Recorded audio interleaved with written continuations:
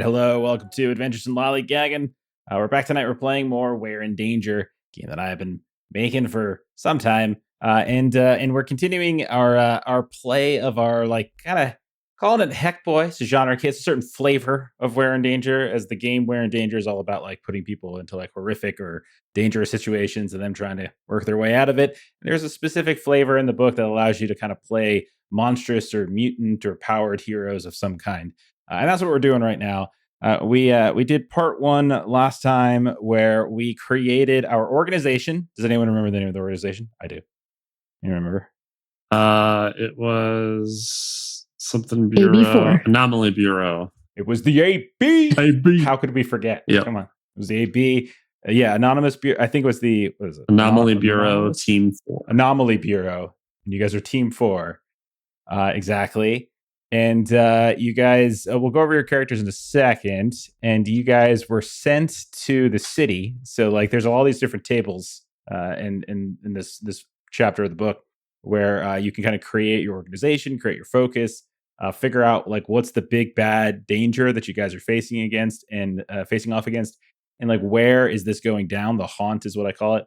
And so you all got an ancient god. So followers of an ancient god are summoning it or doing something with it, etc. And the god specifically is the one, the original garden of gardens, some sort of plant-based horrors and such. And you guys are in the city. And so we went downtown. We met your handler, Doug, Lieutenant Sipowicz, and did some looking around. So that's where we're at. That's what we're doing. I'm trying to remember if there's any other details that we should mention from... No, I think that's about it. Okay. So why don't we do a quick little round table? Tell us who you're playing, what you picked, kind of refresh our memory of each everyone's mutants or monsters or superheroes, however you want to refer to yourself. Start with Joe. Joe, who you playing? Yeah, I'm playing Vincent. He's kind of gaunt, and he's got all these weird fractal skin discolorations.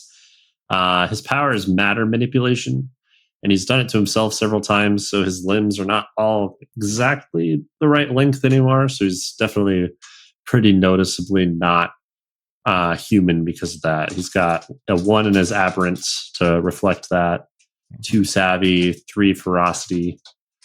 He can also do some time manipulation. He's got a scrying palantir orb that he can put his powers through to look at stuff. And then he's got his comfort Tamagotchi. Okay. Needs to go to a happy place. Very nice. So of those, which one of those was your expertise? Because I know a couple of those were your powers. Oh yeah, and then 2 powers. My expertise was science, because he kind of uses that for his matter manipulation, make sure he's not breaking stuff, and he knows how to I think last session I turned water into acid inside the fire system, the emergency sprinklers. Mm-hmm. Yeah, exactly. Yeah, so I'm glad you mentioned that. So we've got, just in terms of what makes up a character is you have 3 attributes. In this variation, aberrance, as you already mentioned, is the thing that determines just how much you rely on your powers and just how utterly different you are from being a human. Ferocity is just not just strength, but aggressiveness. And then you got savvy, which is smarts and wits and all that kind of stuff. You get 2 powers in this game. You get a reliable power, which does take a ton of strain to use. And then you got an erratic power, which does take a little bit more strain. Both of those powers, they're meant to do things that human beings cannot possibly do. So if you were playing the regular base game of We're in Danger and someone was just hey, can I manipulate time? The answer is no, you can't. In this game, you can. So the sheer fact that you have it lets you do it. So you just get to narratively kind of break the universe effectively is what you're doing. And then you still have your expertise and your items and things like that as well. All right. Jeremy, who are you playing? Yeah, I'm playing Jinx. He is a lynx, a big old wildcat with a demon eye. And on his collar, he's also got the soul stone of his dead brother. Just, normal stuff. His primary power is necromancy. He also has some cold manipulation. And his talent, or his expertise, he's an investigator. Very nice. Okay, scientist, investigator. Perfect. You've been watching Alien Earth, The Eye? Love it. Yeah, I think. Yeah. It's so good. Yeah, my son was asking if he could watch Alien Earth with me. And the first episode, I was like, first episode's not so bad. I'll watch a little bit more before I make a decision. I watched the second episode. I was like, no, son, I'm not watching No. this. What is it No. on? No, Hulu. it's on FX or FX. Hulu. Okay. Yeah. I've been wanting to watch it. Yeah. It's Oh, good. goodness. Good. So Really good. I really like it. Really like it. Yeah. The eye thing though, it's just so good. When the sheep just sort of stands up on Mhm. twos, it's just like, oh wait, that's not right. God, it was so good. Anyhow, sorry, we're spoiling a little bit of Alien Earth. Okay, next up, Melissa, tell us who you're playing. So I am playing Indigo. So she's got full body tattoos, and that kind of relates to her power. So her reliable power is that she can animate tattoos that she's got. Her erratic power, which I haven't tried it out yet, is that she can like duplicate herself. So basically, she has a poorly done tattoo of herself that she tries to animate and duplicate. So then my professional item is a tattoo gun. So if there's something that I don't have that I kind of need quickly, I can just kind of do a rough drawing and kind of animate it. My personal item is a piece of a nun's habit, because that is what she was originally going to do with her life. And her expertise is biology. So she is Veracity 1, Aberrance 2, Savvy 3. So she is all about doing things the aggressive way. Okay, fair enough. Classic Melissa. Mhm. Classic Melissa. Mhm. Always threatening people. Okay, so last time around, part one, we met our characters and then we started playing. And you all got called out to the scene of a skyscraper downtown. We didn't specify a city necessarily, but we're downtown, big city, skyscraper, at least 40 plus floors. You got called in. People were kind of looking at you weird, booing you, that kind of stuff. Is people don't like monstrous people. And you met with Lieutenant Sipowicz, who kind of told you a little bit about what went down. Suddenly, just like, I don't know, just plants, vines, blooms, all sorts of stuff just started growing from somewhere in the building and just started taking over. You managed to communicate with one of the police officers who was recovered, but like they sent people in and they never came back. One was able to be recovered, but he had some weird infection going on in him or something like that. That didn't really make a whole lot of sense. At one point, Vincent, you tried to get a sense of the material of the building itself, and you realized like there was like some infected like consciousness that was sort of seeping through the building somehow. You did your best to kind of seal off some of the lower levels. Then you guys decided to go up a secondary building neighboring it, and you created this ramp to get up as far and high as you could in the building. You got inside, vegetation everywhere. You made your way to some kind of executive suite or executive office where you found like this beanstalk that was just like rooted on the floor and just breaking through the ceiling above, and hanging from it were a series of bodies that were probably once human, but now looked more like some kind of a plant-like creature. As you started investigating them, you had like a weird flash at one point to like a delivery person delivering like some kind of goodie basket to this group of people who were having a meeting here earlier. And then these hanging bodies attacked. They just animated and they attacked you. You fought them down. As Joe mentioned before, one of the things Vincent did was able to rain down some acid on them, and that helped quite a bit. So you defeated them. I know a few of you took some strain, but I don't think there's any serious wounds going on right now. And then as we were finishing up last time, that huge stalk just got kind of sucked up into the ceiling and disappeared, leaving you all in this executive suite. Again, vegetation every which way. You had I think you had to summon a tattooed rhinoceros to burrow a hole through to be able to, like, some people use machetes. Indigo uses a rhinoceros. So it's one of the two. So let's pick up in that moment. We are in this executive suite. You got your breather back last time.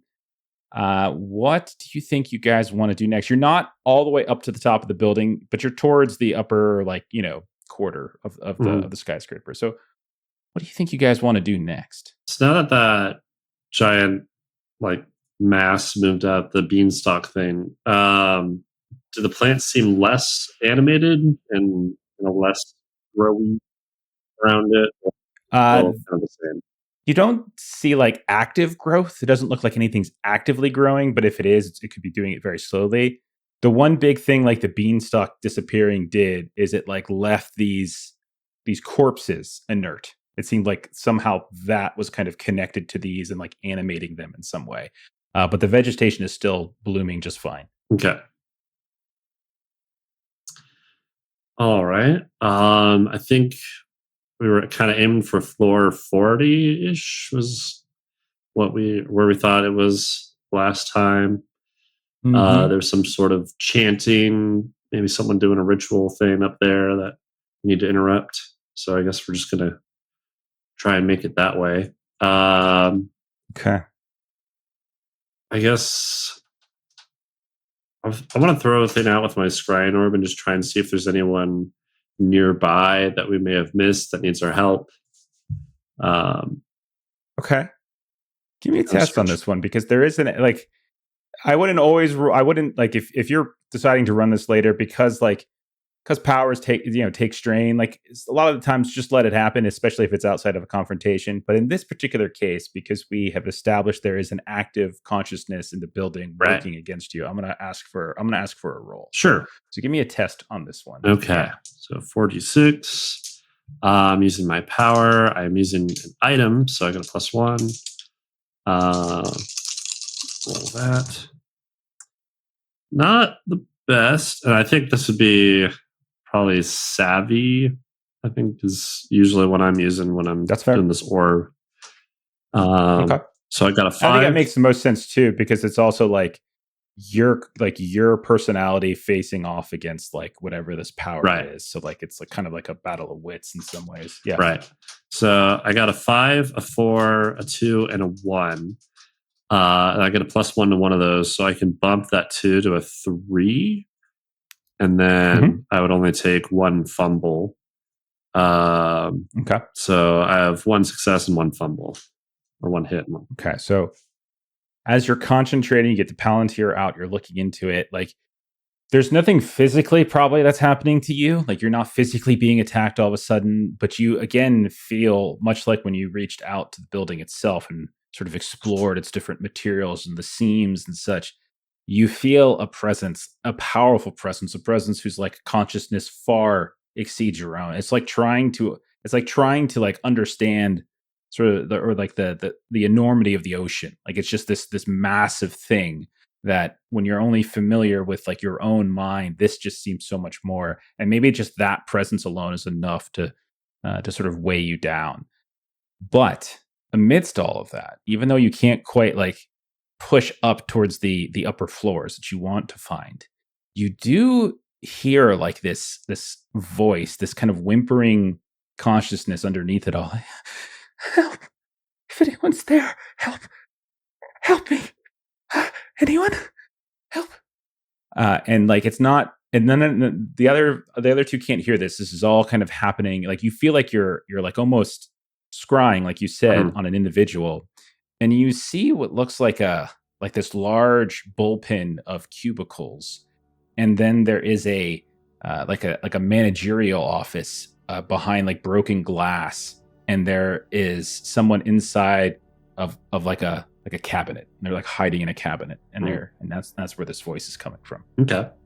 I want to try and see if I can directionally locate that, and we'll head that way.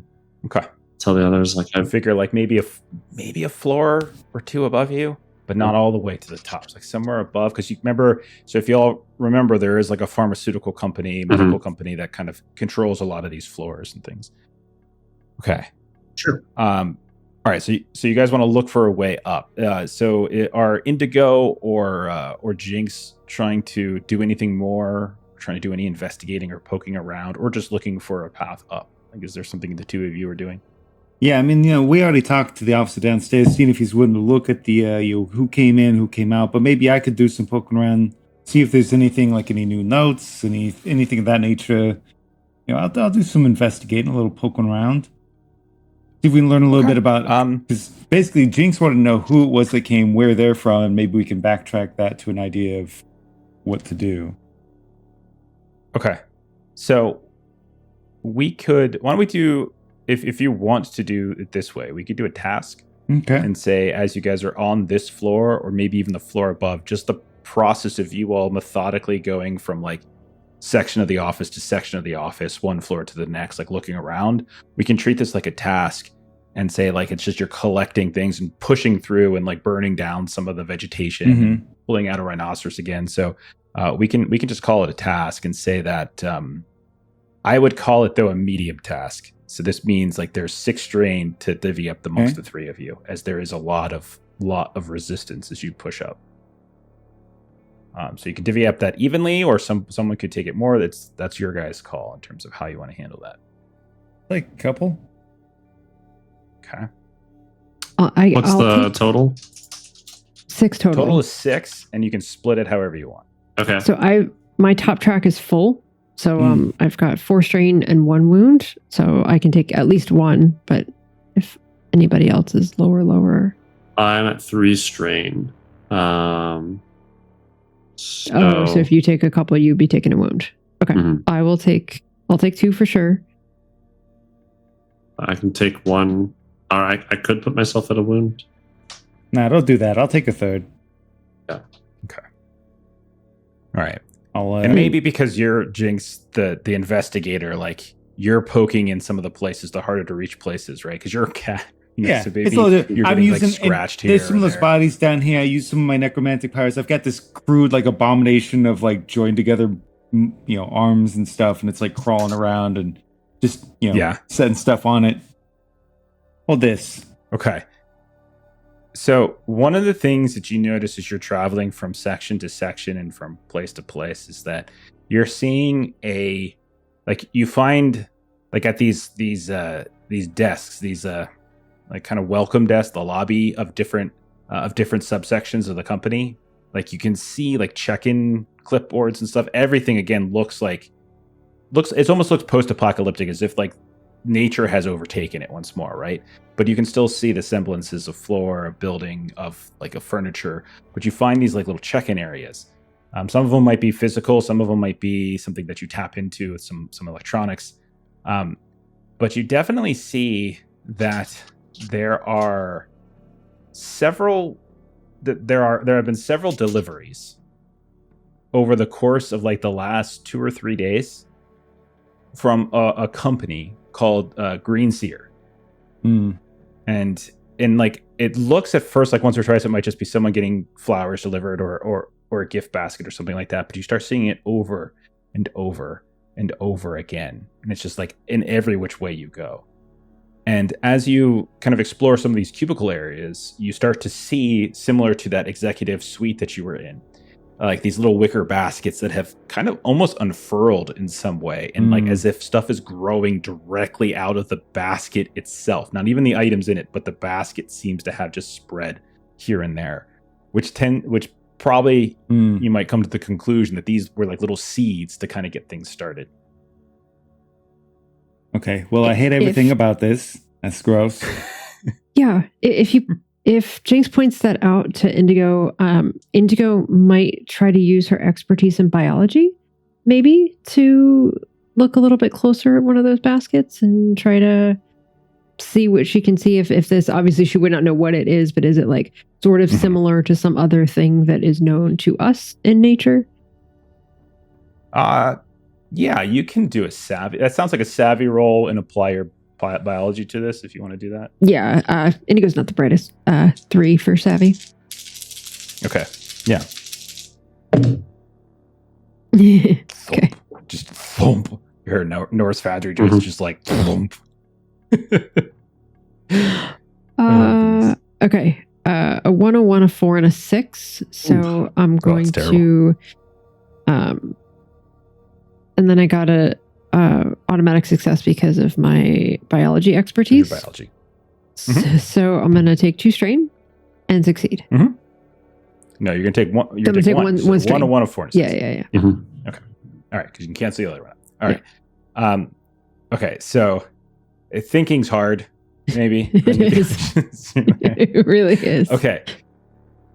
Okay, so I think maybe what trips you up is like the baskets themselves, like they look mundane enough. Like as you take a couple samples here and there and you look at them, they look like mundane enough pieces of wicker. Like they're natural. Like they're definitely some sort of natural components. It's not plastic or anything like that. You can see that some of like the vases and such have like these biodegradable wrappings as opposed to like an actual vase, and those have kind of deteriorated, and from that growth has started to happen. Like you definitely see everything is fairly normal, but as you look a little bit more closer, you realize that on some of these small like wicker strands and on like the wrappings of these biodegradable like vases and stuff, you can see these tiny little like occult-like inscriptions. Like it's so minuscule. Like you might even have to get like your phone out and zoom in just to see them, as if somebody has placed some more. It's not just nature anymore. Something magical. Something occult. Something esoteric. It's as if there's been some kind of enchantment or some kind of curse or hex built into them. Jinx, can I borrow your little round thingy? I gotta try to zoom in on this little writing here. No, you're thinking Vincent's like little scrying ball thing. This is in my eye, darling, okay? It doesn't just pop out. I don't hand it to you. No offense. Yeah. You're a wonderful person. I love you. That's great. But I'm not giving you my eyeball, okay? I went through so much to get this. It's staying here. What you got? See, it's got it's weird symbols on it. Yeah, now we're talking. Okay, here's what we did. We figured out the bullshit that they're using. We're going to reverse engineer that bullshit. Which sounds weird to say reverse engineer magic. I understand. But, science, magic. It's just when you don't understand it, that's when one becomes the other sort of. Not really. I don't care, but I want to study it. I want to learn how to do this. For scientific reasons. Of course. Yeah. Got it. We're Vincent, are we getting any closer to that voice? Say we're on track. I'll say part of the task is you kind of get up to this section and maybe along the way you're like tapping back in, but every time you stay too long, that consciousness, that immense consciousness, like it pinpoints you and starts to squeeze down on your mind, and then you have to like kind of pull out, and then you jump back in and over and over and over again. But eventually you think you've found the office, and you look inside and you can see again it's like an executive, like a big time managerial suite covered in growth, but you can see a like kind of freestanding like closet, like somewhere where like they could hang up a series of coats or just sort of store some stuff in it. On the far side, broken glass through which all these different vines have started to grow, but you can definitely see like there is it's not made from wood. It's that kind of like fake, that kind of fake veneer, and it's off on the far side of the office, and you're fairly certain that's where the voice is coming from. Okay, closing in. It's just over there. So just to be sure, she's gonna kind of look on kind of the backside of her right knee, and she just kind of reaches back and she pulls out like a knife, just in case it's a trap. She's gonna be like, Vincent, just in case. And so she kind of like puts herself kind of against that wall, so like as Vincent goes to like help this person, like just in case, she's ready. Okay, so you try to open that closet, that cabinet door? Yeah, I'll even is it kind of like wrapped completely in like vines and stuff too, or I don't know if it's like wrapped, but there's definitely like crisscrossing stuff along it. Yeah, I'll like do the blade thing again with my hand and just kind of start cutting that down, and looks like Robert Patrick, and then down it goes. The doors burst open and you see a ball of flame coming out at your face. Give me we'll say ferocity roll. Okay. As you do this. Oh no. Ferocity is more like so physicality, right? Yeah. I've got my knife ready to go. Crap. Anything that deals with avoidance, right? Like avoiding something. Yeah. As a big ball of fire comes into your face. I don't like fire. Oh man. I don't like balls in my face. I get it. I understand. Yeah. Not those either. I got a 4, a 3, a 3, and a 2. And my God. ferocity is a 3. What's your ferocity? No. Oh God. Ooh. Okay. Your face just gets torched by this, and so it's hard for you to see. Mhm. But the two of you, so this is Jinx and this is Indigo. You see is this woman who is like, who is like dressed in like kind of this tarnished, almost like a yellowish jumpsuit of some kind. Leaps out. Her hair is frazzled. Right, you can see she's like covered in dirt and debris, and she seems wild. She's like, away, get away from me, get away! And she's got what looks like maybe like a hairspray can and a lighter, and she's just right over poor Vincent's face. And then she kind of turns around towards the two puts of me you at a now. wound. Oh no. Because I think that's 3 strain. Okay. Yeah, that 3 is strain. because you said it was 3, right? Yeah. That's a rough one. Yeah. So Okay. your face just gets torched, and so there's this woman who's now like a caged lion or something like that. It's like jumping from one to the next, like stay back, and she's and you see little bits of fire kind of shooting out. Indigo's gonna tackle her. Like, Okay, this is what she does. Sounds like like- ferocity Okay, 1. so you rush up to tackle her. Yeah. Give me a ferocity test. Yeah. And I don't even think like it's a straight 1. Yeah, that's fine. Okay, go for it. All right. So ferocity is 1. I rolled 2 3s, a 4, and a 5. So I've got a success and I've got nothing to worry about. Okay, the 5's all that matters. You tackle her to the ground. You can see the spray paint or the hairspray can goes tumbling. The lighter goes tumbling, and she goes like, oh! And you grab her to the ground. You pin her, and when you look at her, she looks terrified and she looks scared, and she's looking up at you, breathing really, really loud. We're here to help you. Don't hurt us. And so as you're like on top of her, Yeah, pinning her to the ground, you just linebacker tag, you just Ray Lewis'd her to the ground, and you're screaming into her face, Yes. we're here to help you. And she's like, what? Who are you? Hey, What? it's Who are okay. you? It's okay. There's good news and there's bad news. You know, the good news is we're not going to shove any plant nonsense in you. The bad news is you just burned a friend's face off, which is okay. I've done it before. We all make mistakes. Don't beat yourself up too much. He'll probably get better. And this is a cat that's Yes. saying this to her. Yeah. And so she looks up. What is happening to me right now? You are And she, having the like, weirdest day of your giggles. life. Can confirm. It's understandable. You're freaked out. You should be freaked out. Okay. You're here to help? Oh, yeah. You and your... Yes. Okay. That's right. Yes. We're a different kind of Um, bullshit. We are the not invasive species kind of bullshit. Wait. Are you Anomaly Bureau? Yeah, look at the big Yep. brain on this one. What's your name? My name's May O'Connor. May O'Connor. Hey, Mayo. I'm a reporter with JNC.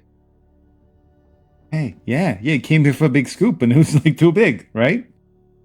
This is too big. Yeah. This is definitely too big. I don't like the size of the scoop. Nope. Yeah. Don't like it at all. So If I get you know, off of you, will you not incinerate us? Yeah. I'm not gonna. Or anything else Yeah. that would hurt us? I might incinerate like some of the plants and some of the other plants. Yeah, that's fine. And them, the people that got turned into plants and the plants that got turned into people. I might incinerate those. Yeah. I like that. That sounds great. That's innovation that I respect. In fact, you're probably gonna need to do more of that as we work our way through here. I'm running out of hairspray though, and you can see her hair is like big and wild and crazy, like almost like it's like an '80s fro. It's pretty great. So Indigo's going to get off of her and then offer a hand to help her up. She'll gingerly take it, and then And she'll she look just- over towards where. Yeah, what? And you just yank her arm out of its socket. Oh my god! Ah! And then she looks over sheepishly towards Vincent, whose face has been burnt Yeah. to high heaven. I kind of, his fingers are a little bit longer than normal. You see his face just kind of shifting and rearranging a little bit. It's okay. I guess I should have not. And he pulls it away, and just bits are like burned and malformed, not how it should have Oh been. god! Oh, no, it's okay. well, it's I an kinda got you improvement. pretty good, didn't I? No. It's okay. It's not so much here or here even. It's kind of just right in here. But it's, honestly, you do a little bass on that, nobody will even notice. I swear, you're fine. You're beautiful. Okay. It hurts. So May, what do you know? Yeah. Cut to the chase. What do you know? Okay. Well, I was here to do an interview, with the chief financial officer. And she like mutters about like the company, like pharmaceutical company. So, and she's just like, so she rattles off like a couple names, like company names, like executive names and such. Like I was here to interview, and about some irregularities with their finances and their production processes.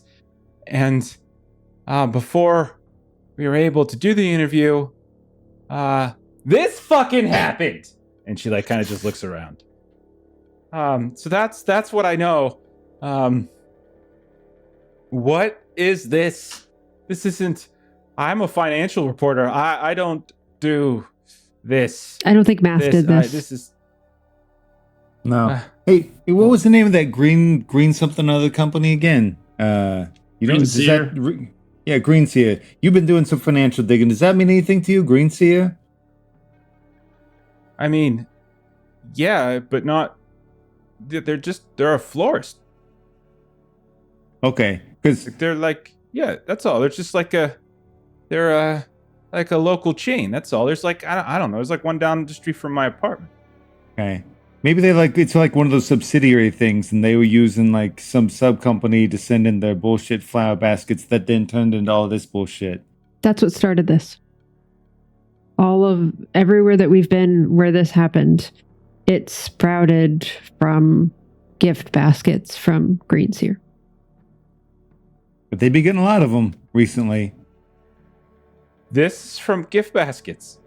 I mean, there's probably more than that. Yeah, to be fair.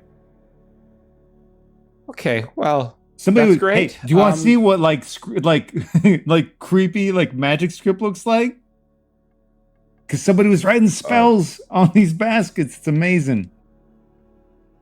I'm going to be honest with you. I am struggling to process that Okay. there is a It's fine. talking It's fine. It's fine. It's trying there's- to show me magical script Yeah. on a wicker basket. Yeah. Might there's not some. be I mean, best to expose her too much to that right now. That's a good point. building was taken over by plants, so that's the start of the shit day. But yeah, I'm aware. I'm aware. I saw some of them. People just like they just got stabbed in like their temples and their face and then they started growing things from inside of them. One guy burst open and a freaking like a Venus flytrap came out of his belly. I'm guessing Did it maybe pull he anything ate into it? something. I don't know. I ran. That was smart. So again, with the good news, bad news. The good news is we're going to help you through this. But, it's going to be one of those things where Get me the only... Yeah, of course. But the only way out is through, sort of thing, Because if we don't find, like, the nucleus of all this, it's just going to spread to the other buildings. And then from The only way out, down?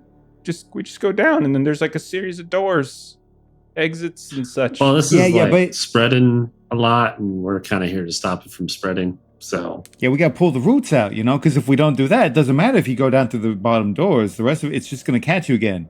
And then you're just going to die tired because you were running. Okay. So I think this pep talk is going real good. I think so. I'm going to come with you, or I'm going to go back in my hiding place. Probably. That's a good question. We don't really have a safe escape route created, so you can come How with long us of a rope if you can want. you draw as a tattoo? And just like lower her out or something. It would be so cool. I Would would it like love stop peeling to- your skin off if it starts Story getting too high long? rope. Like, would it unravel your So- arm? You draw like a parachute. I was gonna say that. Draw like a paraglider thing. Just goes cruising. Hang glider. I'm trying to. Okay, so I have tattoo animation and I also have duplication. So I want to like make a copy of myself to like grab like the other end of the rope that she can then like climb down and then like. I hadn't worked it all the way through in my head, but yes, I'm gonna.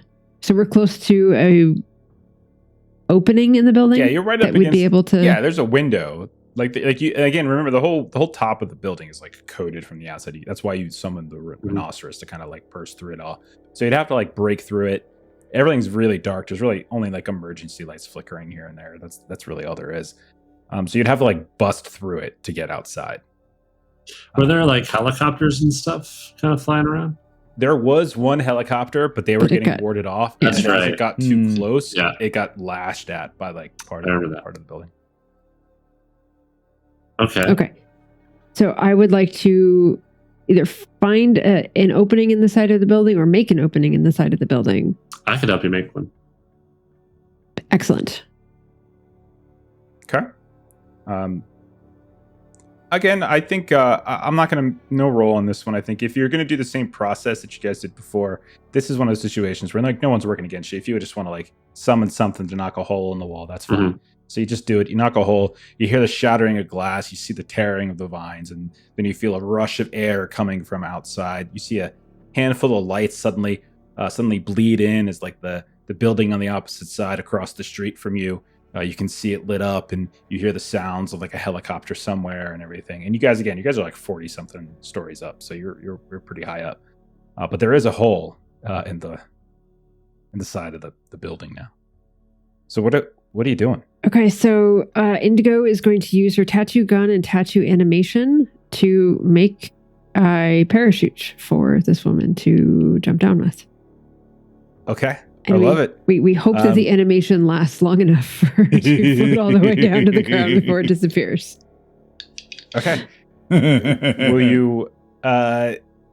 you're going to be able to make the parachute. I'm just kind of curious. Like, this is going to be the quality of the parachute, maybe? Like, and how long it lasts on our way down? Yeah. So maybe you want to do a little roll here? Maybe aberrance? Because it's your power? Yep, totally fine. Does that make sense? You ever parachuted before? It was fine. Heck of a roll. Okay, aberrance is a 2. I was using an item, and I was using a power. So I've got a strain because I used the power, but I rolled a 4, a 5, a 6, and a 6. Ooh. Oh, that's a great roll. So the 4 becomes a 5 because of the item. So 4 successes. So describe what it looks like as you like peel the parachute off, like how it grows, and then you kind of like it's a whole pack that you kind of strap to her back and everything. So yeah, like she's looking at me and she's like, you want me to jump out there? Like, and I'm like, yeah, you're gonna have a parachute. It's gonna be fine.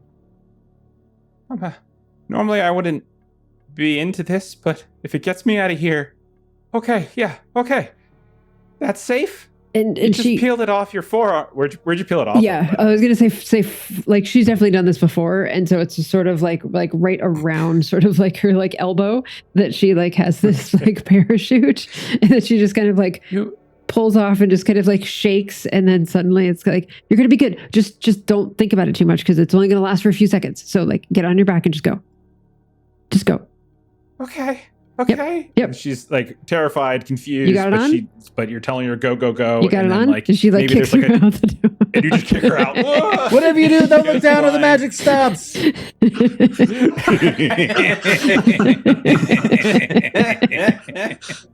As you look, you see very quickly she pulls, and then you see the parachute go up, and she kind of swings and starts to cascade down. So you've saved the person. Well done. And Indigo's like counting seconds as she gets down, and she's like, longer than last time I did that. Oh, you've done this before? You failed that roll. God, I love you. That one lasted longer. It made it all the way to the ground this time. Hey, exactly.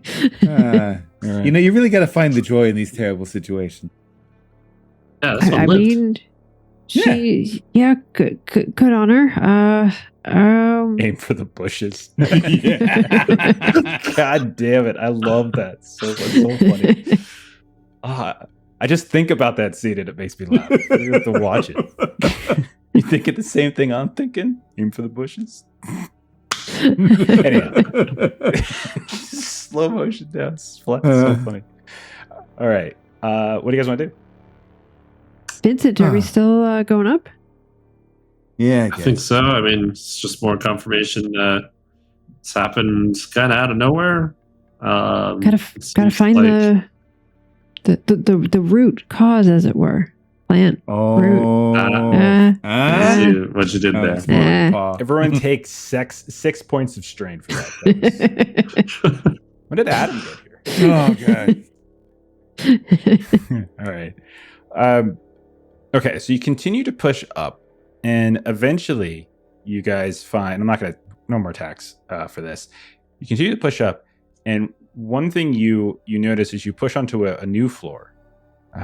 You realize that like you're pretty much towards the top of the building now, except you see these signs, these different directed, like these signs directing to these major places, like a company here, a company there. But then you see rooftop atrium, and it's like this idea of like there's a upper floor, but then there's this atrium, right? And you hear, because everything's very quiet, you hear the sounds of voices kind of coming and like echoing through the walls and sort of down the hall and such. The atrium, like as you're standing at the exterior of the building, you realize that there's like a hallway that goes around it.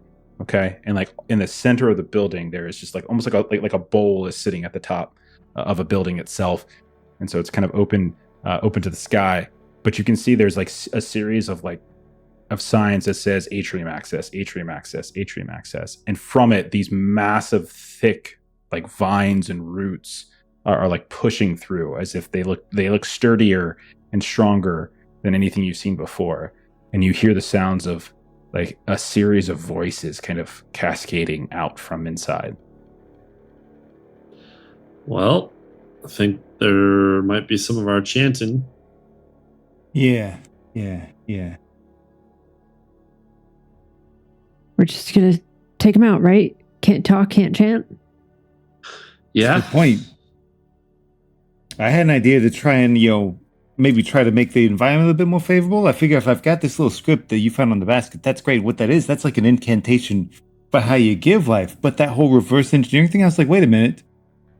I mess with the death of things, right? So what if I reverse it? I use necromancy. Like, I understand how they're animating it. So now I'm just going to reverse engineer. I'm going to start drawing the life out of them, right? Because I understand how it was done. Now I can just reverse polarity, right?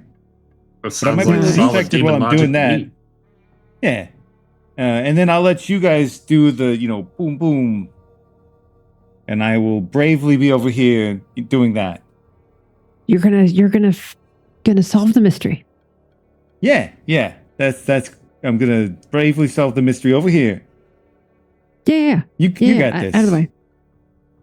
I mean, we saw last time you go run into something, you gotta man, your face looks real bad. I just gotta tell you. Sorry, Vincent. Yeah, you're beautiful. It's drooping a little bit.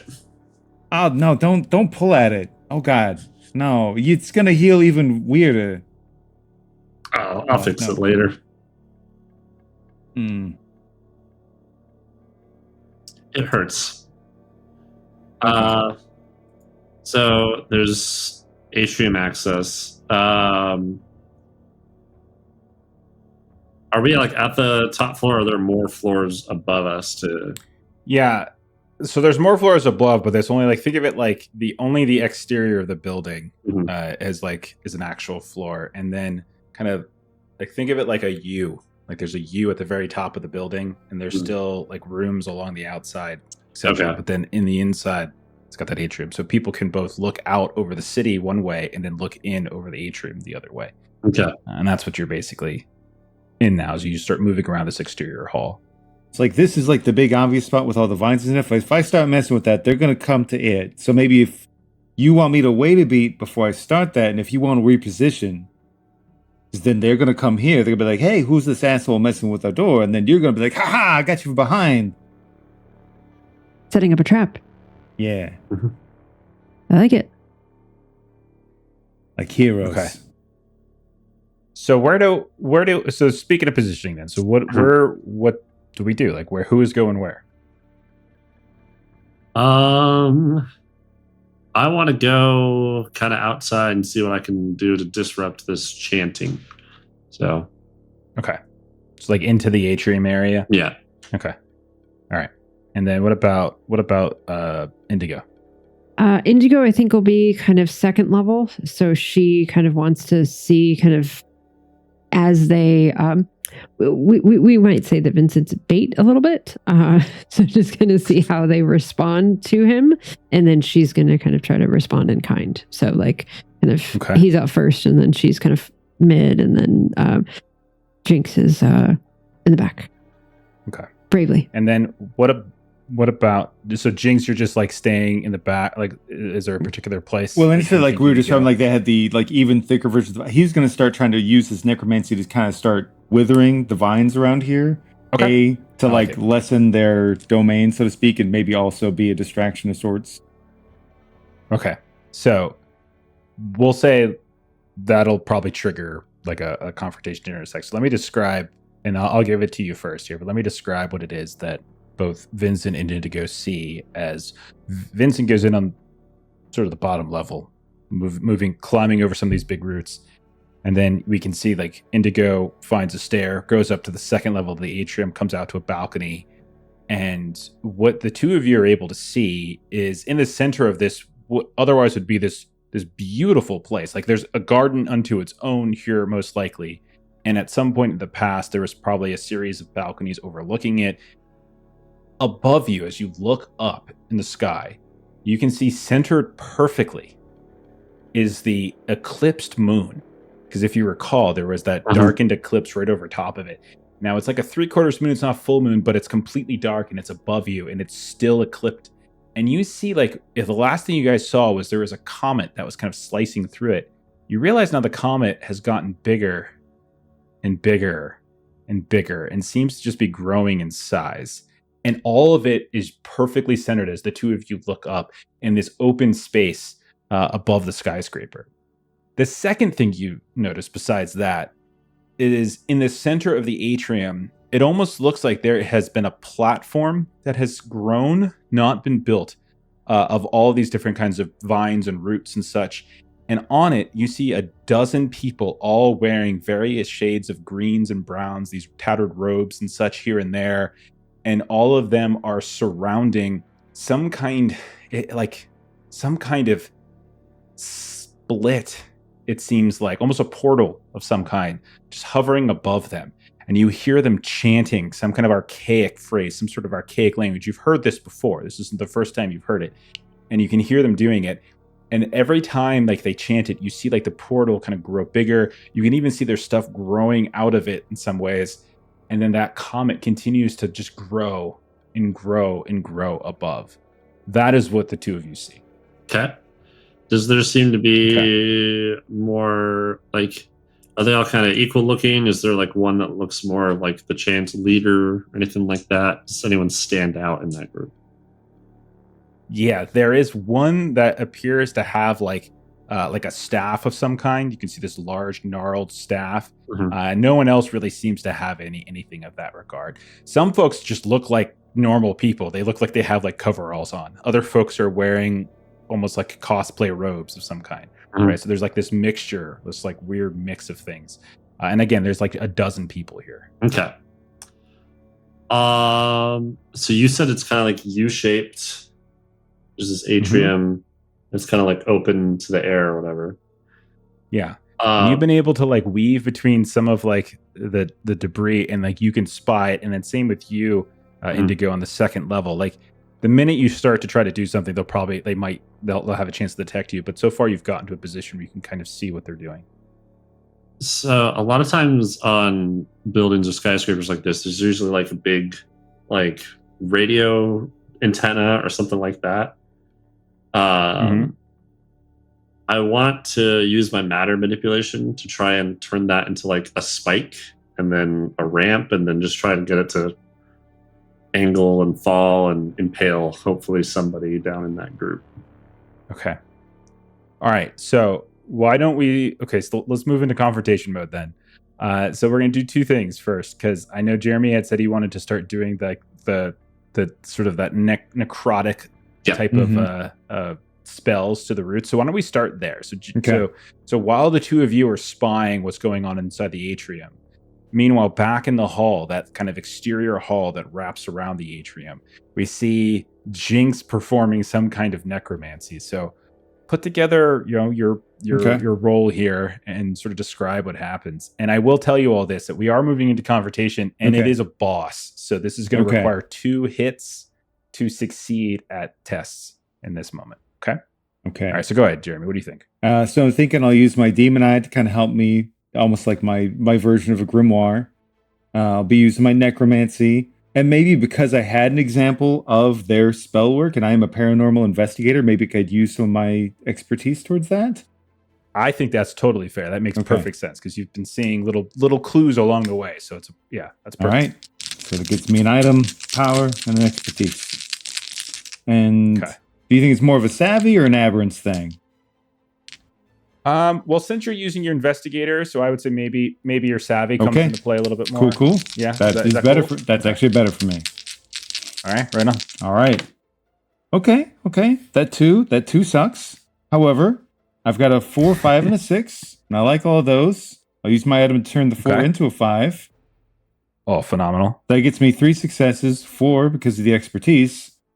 But you know what I'd like to do, because I am selfish. I'll use one of those to get rid of the stress against me. Okay, so you've got that leaves you with, you're not taking any damage back.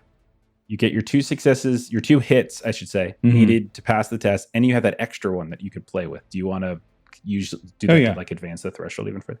All right, so why don't you describe what it looks like as you enact this necromantic spell that withers with intensity, like this, like unexpected intensity, some of these heavy cables of roots coming out of here. What does it look like? So he figures, he's not gonna be able to get all of this stuff, right? That'd be too much. See, what he does is he tries to look for, he looks at the root network, gets a general idea of, if I can get these vines here, and have him just kind of have the rots spread out, kind of almost like a basket, but in the opposite direction. Like he wants to undermine support items that he sees here and there. And it is just kind of it starts at the root and it just starts turning black, and then weaving like a little thread going back, and then just little vines sprouting from those. Just kind of this nice, corrupting, disgusting, almost a spider web of necrosis. Amazing. And we see that kind of cascade into the atrium, and then up one of the legs of this platform kind of shimmering. And then suddenly that coven of people that seem to have been performing the ritual, like the one with the staff, hits the staff, mumbles something to one of the others, and that one descends down and starts tracking that necromantic thing back, and the others stay there. So what's going to happen is retaliation, right? So this is that's fair. They said they're aware now. Wasn't useful. Oh goodness. So they're aware something weird's happening. So okay. And this is going to target so this is going to target the person with the most strain. I've got 2. Who's got the most strain? I've got 3. I've got 3. Oh, wow. Okay, so those of you with the 3 strain, this is going to target you, both of you. And then you're going to defend with your ferocity. So as this one cloaked figure hops down and is kind of tracking back the necromantic energy, a few others on top of the platform turn and start kind of calling out these different spells. And you can see as they reach a hand out, the green energy just sort of comes out of it and then dissipates in the air. And then what you're seeing, Vincent, is there's different patches of growth that just suddenly get this instant birth of life. And a bloom just almost time-lapse open. And out in the hall, not so much the roots that you just necrotic. Not sure if that's a word. But maybe there's these vines and such on the rooftop that just kind of lash down at you. Almost as if it's just this instinctive reaction. And then up on the balcony, the same kind of thing happens. You just as you're watching, you suddenly hear or feel maybe a slithering. And when you look down at your shoulder, Indigo, you see this massive vine has started to try to wrap around your neck. So both of you make a ferocity test. This is harassability, as like the various growths in here are being turned against you. Okay. Again, this is a boss fight, so that means 2 hits required. Yeah. I am going to use my. Okay, I'm gonna pull out my duplication here and see if I can like duplicate another one of me to pull this off of myself. Okay, just remember though that if you're tapping into your power, you are putting more strain into the thing. So like so just remember that. Like it's totally fine to do that, but like just remember that is a thing you're potentially doing. So. And I would like to argue my expertise of biology, that I'll like know like maybe right here isn't where to grab it, maybe grab it from a little farther back, because that's going to have the effect of kind of like cutting it off. I like it. Okay. All right. While you're rolling, Jeremy, I think you're done rolling, right? Yeah, it's not great for me. Well, it's okay. I've got a 5 and a 5, which are 2 successes. That's great. But I've also got a 1 and a 3, and my ferocity's a 3. All right, so 2 strain are coming your way. Yeah. As this, like, you just suddenly get lashed from above. Maybe you didn't even notice the small curved like thorn vines above as you were focusing so much on these giant cables, and they just come like lashing down at you, and as you're doing so, maybe you instinctively like have a yelp or whatever, and that figure that was tracking the roots just suddenly looks up and just comes rushing out into the hallway, and you are staring face to face now as you're dodging and weaving underneath these thrashes. This figure standing in front of you, this kind of darkened greenish brownish cloak, like they push their hood back, and you can see like this wild tangled hair. You can see little sprouts of leaves and twigs coming out of the skin. It's otherwise a human face, but they're kind of coated and covered in what looks like all sorts of streaks of like mud or face paint of some kind, and staring right at you, and don't seem at all perturbed by the fact that you're a cat. Okay. And then, how did you do, Melissa? I did all right. So I used an erratic power, which cost 2 strain, but I got 3 successes because I used my biology expertise. So I'm going to take off 1 of those strain, and still going to have 2 successes left. Okay. So you managed to so describe what it looks like as you dodge out of the way. Basically, I have a duplicate. Yeah. So like I'm here and I kind of feel this and I kind of freak out for a second. And then you just see this sort of like fuzzy-ish kind of version of me just kind of like pop up kind of right behind. And you just see her kind of like tracing it back to where she's just going to kind of like rip this growth off of kind of the main shoot and just kind of rip it from there. And then kind of pull it off of herself, and then you kind of see the duplicate kind of disappears. Nice. Okay, and so this thing, so you managed to elude. You're still up on the balcony. You hear the sounds of the chanting has stopped, but voices are now continuing, and it's stuff that you understand, like intruders, balcony, second balcony. Maybe no one's noticed Vincent yet because he hasn't acted, but they've noticed like something going on in the balcony, something going out in the hallway right now. So Jeremy, did you say or do anything as you were like getting lashed and as this figure comes into the hall before I get to Joe? Because they wounded me. So like I assume like maybe like one of his paws got yanked. So like he's got an arm that's twisted a little bit. You ugly fuck. Meow. No, okay. No, I'm not gonna bullshit you. Jesus, you ugly. And then you just like hear them say, "Have you looked in the mirror today? Every day. It's better than staring at my own asshole, which I do a lot too. I'm glad to share it with you." Your eye looks like you have shoved fecal matter into it. I mean, it has happened. I lick my asshole professionally. I'm willing to share. You know, honestly, we should take a break. It's done wonderful for me. I think you'll feel better. Honestly, if you want to lick my asshole right now, I'll let you. Let all this, the common thing, let it go. No? Okay, I don't call me rude. I was willing to share. I will rip you limb from limb instead. Oh, come on. It was right there. You could have said you'd rip me a new asshole. It was right there. I set it up for you. Jesus Christ. They get so mad. And they just like throw their arms out, and their arms, while they throw them down, they literally turn into vines, and you see these thorns come out, and they start kind of lashing at you as this duel starts to happen in the middle of the hallway. Joe, I know you had an idea. So what is it you would like to do? Yeah. So I wanted to try and basically turn like all of the bits of like antennas and all that type of stuff at the top of the building into like debris that'll fall and kind of hopefully impale people out in this atrium area. This is such a cool idea. Yes. Yeah. Okay. And I love this. I wanted to go with it with more of my aberrants so I've been scrying more. I'm trying to do this more off of like his feeling through his powers and stuff because every time he's doing it like consciously, he's getting blasted by this force. So he's trying to just kind of feel it out by just touching the building itself. He's trying to avoid interacting with the actual vines itself and sticking to like the exterior of the building. I wanted to leverage my science expertise to like figure out the angles and all that to lever it in. Do the math. Mm-hmm. Yeah. Okay. Oh, I'll take it. all right. All right. Give it a rip. Okay. This is such a cool idea. I can picture Yeah. it. There's Yeah, like this antenna totally. up. You're trying to pull it inside the atrium and just pierce the platform where all of them are standing. Yes. Okay. So, could have been worse. I got a 2, a 3, a 5, and a 6. And then I got +1 Okay. from my science.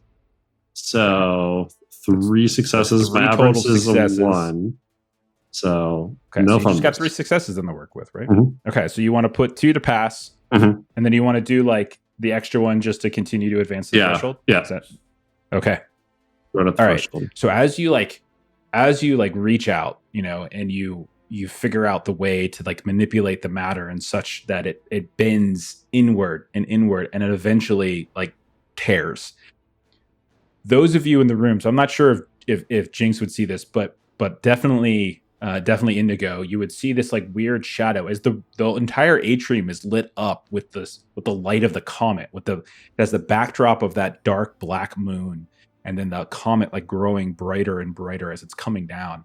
But then there's shadow suddenly cascades over the middle of this atrium, this weird shadows of different lines and such. And the different like cultists are calling out, and maybe only 1 or 2 of them like look up, and the rest aren't really saying anything. And then piercing down, we see this thing come down through the platform. One thing you'll notice though, as it does so, as it hits that portal, you can see half of it just disappears like into it, just like wrenches and disappears and doesn't even collapse. But the rest of it shatters onto the platform. You could see the cultists just go flying. One of them kind of gets impaled and like shoved against the wall, and it's just sort of hanging there loosely. A second one's like pinned underneath the ground, and they're like, "Ugh, ugh." And one of the metal rafters, like it's just like hanging, and then falls down and like catches them right in the face. And so you immediately kill 2 right off the bat. Sweet. The others are thrown all this way, and that platform is completely destroyed. The portal, however, is unaffected, as you can see it hovering now in the space above where the atrium floor is. And from it, you can see pouring almost like a waterfall from all different directions. You can just see these like a carpet of green and blooms and all sorts of other vegetation is just pouring into this room itself. You don't kill the one with the staff, though, as they quickly scramble up and they look over in your direction. And I'm going to do my retaliation. That's such an awesome idea, dude. I love it. Very cool idea. Okay. Okay. This is going to target. It's going to target you, person who acted most recently. Yeah. And this is going to be. Okay. It's going to be your ferocity. Okay. As they get up and they turn and they stare at you, they mutter some kind of like some sort of voice command. Mhm.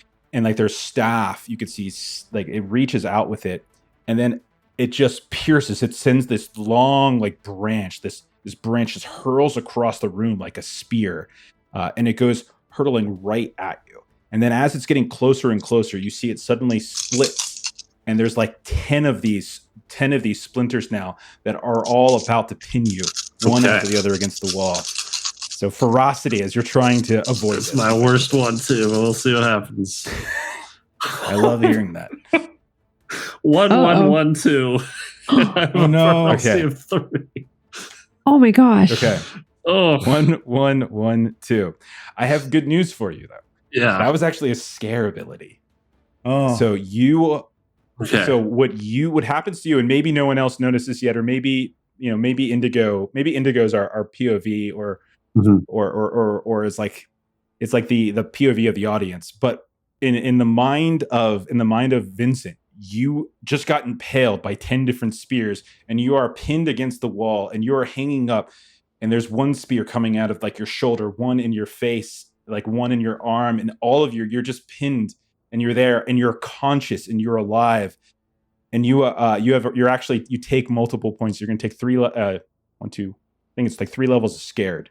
So goodness. You're terrified right now, as like you're pinned against this thing. Oh boy. Meanwhile, when we look through the eyes of Indigo, we just see in the corner, like the spear never gets thrown at you. We just see Vincent is there, kind of like kind of his hands over his head, like he's racking his brain, as this was actually a scare attack. And so to Vincent, it's like this moment of death, but then in reality, it's not. It's all in his head. Oh gosh. What does that mean? So if I have 3 scared, I get 1 die. How does that work? You have 1 die. Does that mean I have to leverage my expertise if I'm going to do anything to the? Yeah, exactly. Okay. Yeah, there's 2 ways to alleviate scared. One of them is kind of tough because it means somebody has to sacrifice their action to do it. Okay, as opposed to like advancing the threshold. Or if you were, or if somebody rolls a check and they have extra hits, they can spend those extra hits to shock you back, right? So they don't necessarily have to take an extra action, but they can like spend extra hits. So if Melissa goes here and she gets like 3 hits, she can spend like one of those extra hits to like help kind of snap you back into it, right? Okay. So, but yeah, that was a really bad roll. Normally you don't get like 3 at once, but it happens every now and then. Yeah. It's super fun, but this is terrifying. You think you just got impaled by like 10 different spears and you're like bleeding out. Indigo, it is your turn, I think. I don't think you've gone yet. Yep. So Indigo has been kind of looking at all of these kind of people in these like cloaks and robes and kind of different things. And so she's going to kind of reach into her pocket, and she's kind of like rubbing at kind of the piece of habit, the nun's habit that she sort of has, because she has feelings about kind of what she sees happening and whatnot. And so like, that's kind of what she's kind of tapping into. And so she is kind of, when she does that, she's going to kind of come around kind of her left shoulder. And it's a cheetah tattoo that she has. And so she is going to unleash a cheetah to go straight at the seemingly head individual here. So I'm doing my personal item, my expertise, and my reliable power. I love As you see this cheetah just jump. Leaps off of your body and charges at this guy who is concentrating. You can see on the spell that he just cast on Vincent. So like you're catching him almost like off guard in this way. And it like leaps off the second floor. Like the cheetah leaps off the second balcony and like just trying to pounce. That's awesome. It's like a hunter from Left 4 Dead. Okay. So I have, because I used an item, I can turn the 1 into a 2. My ferocity is a 1, which then leaves me with 4 successes. Ooh. Awesome. So okay, you need 2 of those to succeed. Yeah. So what I'm going to do is I'm going to use 2 of those to succeed. I'm going to use 1 of those to do a bit of extra to this guy. And then I'm going to use the other to yell over to Vincent and just say, "Oh, you're fine."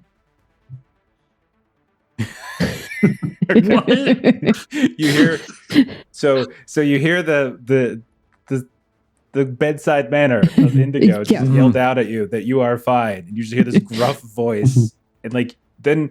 But the truth is, though, is like you suddenly can move your head, whereas a second ago you thought your head was like pinned against the wall, and so you can kind of like arc your head up, and you can sort of see her on the balcony, and she's shouting down at you, and then the guy who cast the spell on you is getting mauled by a cheetah on the ground. That makes you're me feel still better. like you're still kind of sort of pinned, but it's like you're Right. definitely, the illusion seems to be shattering slightly. So you're down to just so you're still gonna have 2 dice and Right. let's go. But I have a retaliation. So here we go. Okay, this one's gonna be, oh geez. All right, so this is gonna be a kill attack, and this is gonna go on Melissa. It's the person who acted most recently. Okay. And it is going to be your aberrance. So you're going to be using your aberrance. So somehow your powers are like, you don't have to necessarily activate them, but somehow like the fact that you are different from a human, that you have power, somehow that's helping you defend here. Okay, so I think this is what's going to happen. Like, as the cheetah comes down and pounces on the leader, and the leader is clearly distracted, like a couple others you could see are noticed you. They see you now, and one of them, like, they throw something down to the ground, and the ground is covered with grass and soil and that sheath of vegetation. Like, again, like it's like pouring out like water and spreading everywhere. And they throw something down. You see a little burst of dirt, and then growing up out of the ground is this beanstalk, and they are on top of it. And they are just being lifted up to the same height as you, like where you are at the balcony. And then they kind of tap once more on the beanstalk itself, and jutting out from it, you can see these razor sharp barbs coming in your direction. So as you're like leaning over, trying to shout down to Vincent, they catch you in that moment.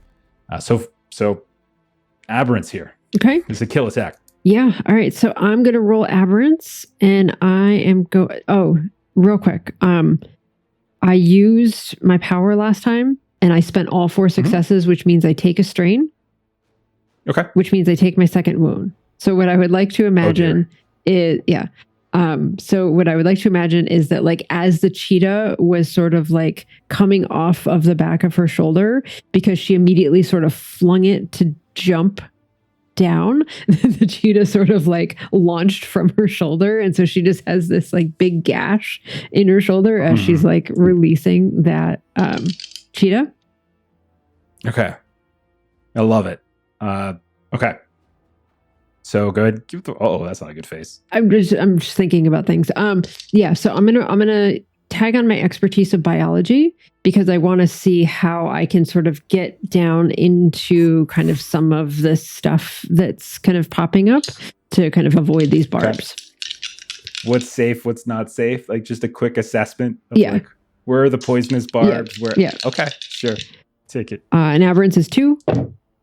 Oh, crap. 1166 with a plus, so 3 successes. Mm-hmm.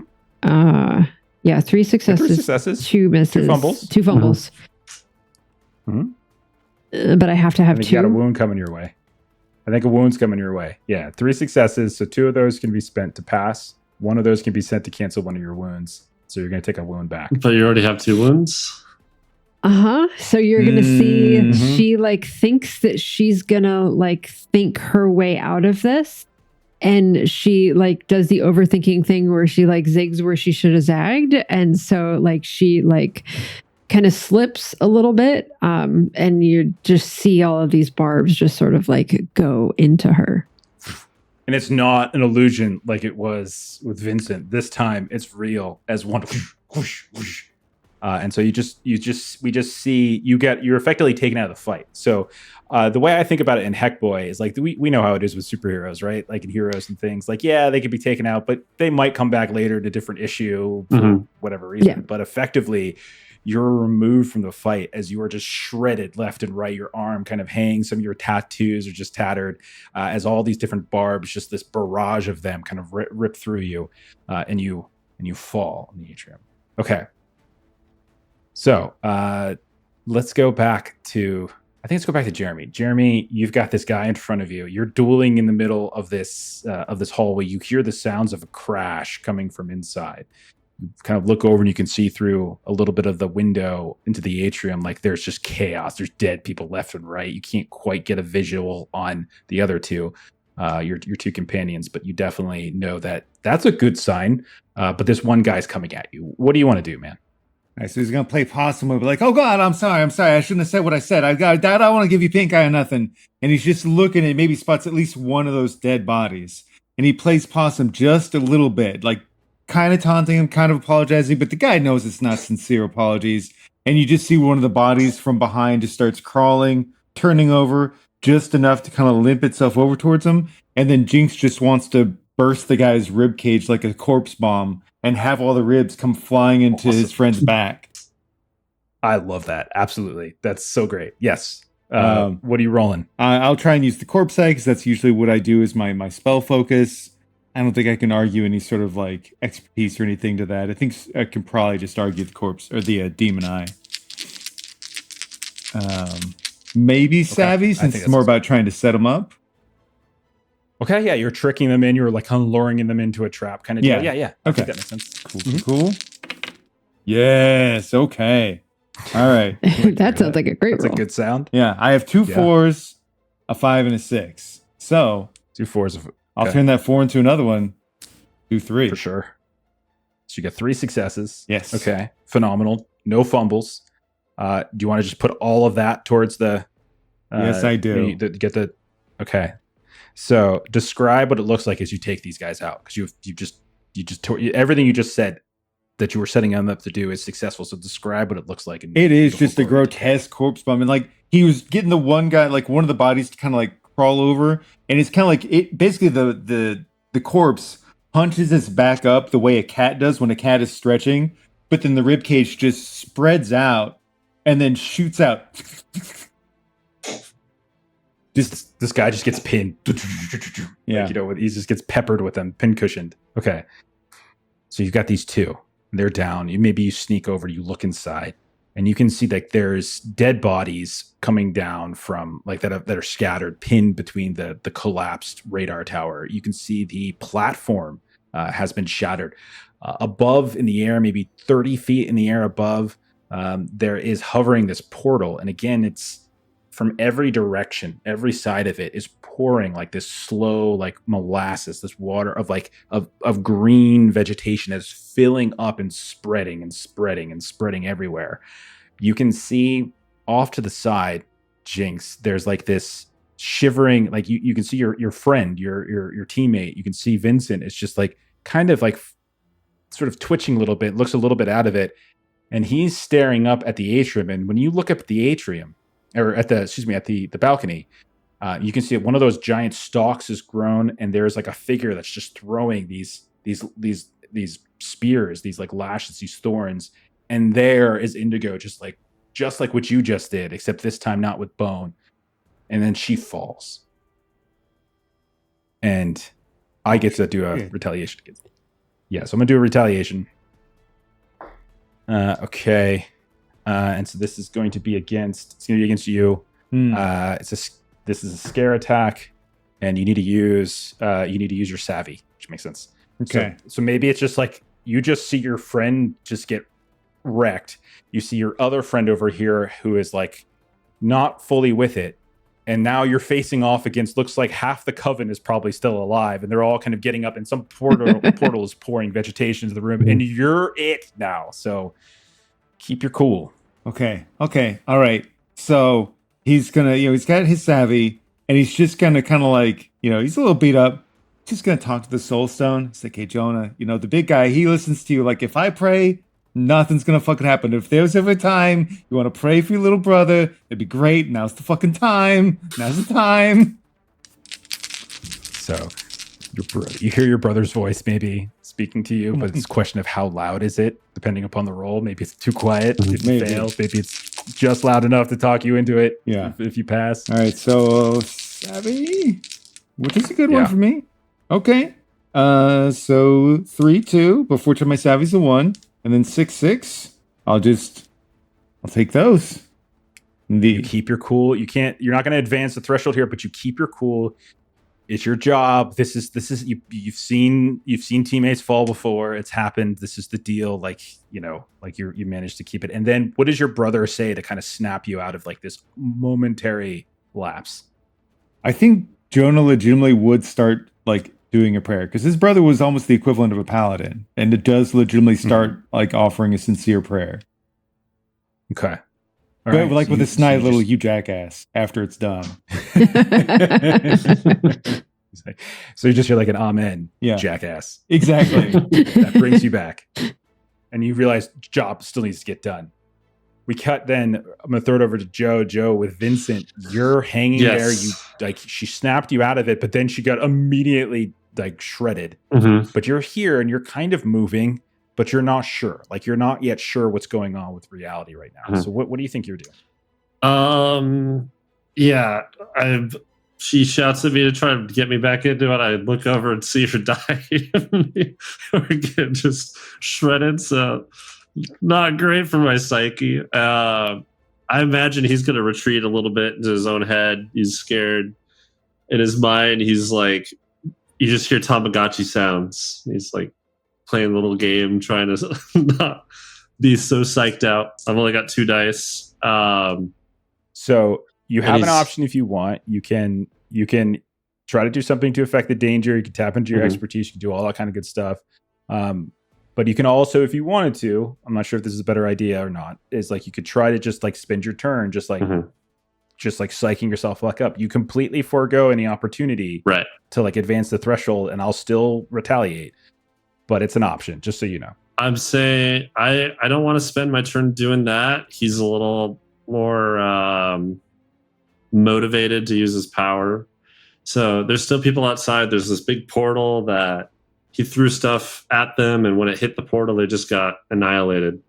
So what I want to do is use my matter manipulation to shove everybody underneath that portal up into it. And try and get them swallowed by it. I love that. Okay. I wanted to leverage my science, make sure I'm kind of focusing on the structure of the building so that it's not going to like fall apart as he's doing that, and it's actually going to maintain structure going up. I've got 2 dice. Probably my savvy is this one. Okay. And then I'm trying to... He's like playing his Tamagotchi too to try and hold himself together. I don't know. Oh my gosh. Just like clicking it. So great. In a way that's like his comfort thing. So I got 2 dice. I like it. I got a 1 and a 5, and then I have 1 success from... You do have the 1 success. Expertise, so that's 2. And then using salad, so bumping up the 1 doesn't matter. It's still 1 strain. So I think that's 2 strain, but it's 2 successes. Okay, so you take your strain, and probably because it's really hard to do because you still think to some degree you're pinned and like something crazy is happening to you, right? All of like your mind's playing tricks on you, but through all of that, you're able to like reach out, and Jinx, as you're just snapping out from your brother, kind of getting you there. You see the body of Indigo kind of shredded in a second, but then like the ground just begins to sort of undulate, and we see like ripping up from it all these different like random pillars and things that are just lifting up underneath each of these cultists, and they all just get thrown and thrown and thrown and thrown. And every cultist that hasn't already been obliterated, like the ones in the hallway, for instance, like you just see all of them are like, some of them just getting up, still sort of dusting themselves off. Others that have already been impaled by the falling radio tower, they just get thrown up. The one in the beanstalk just kind of gets thrown back, and all of them get right back into the portal. As that is exactly enough to hit the... Oh my goodness. Yeah. Awesome. Just needed 1 more. That was enough. Oh, fantastic. Okay. Nice work. So taking stock of the situation, you look around, the portal is still open.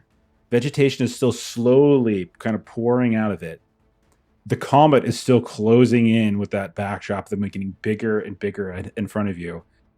Up on the second floor balcony, the body of Indigo is just sort of limply hanging there, shredded by some of these spikes.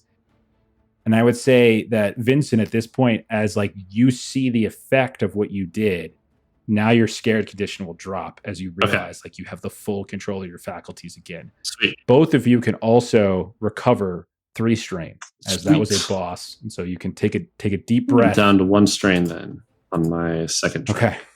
Awesome. Okay. Okay, still the portal, still the comet. All right, I'm gonna take all the... Was it a nice bloody mess from him shoving all the guys in there?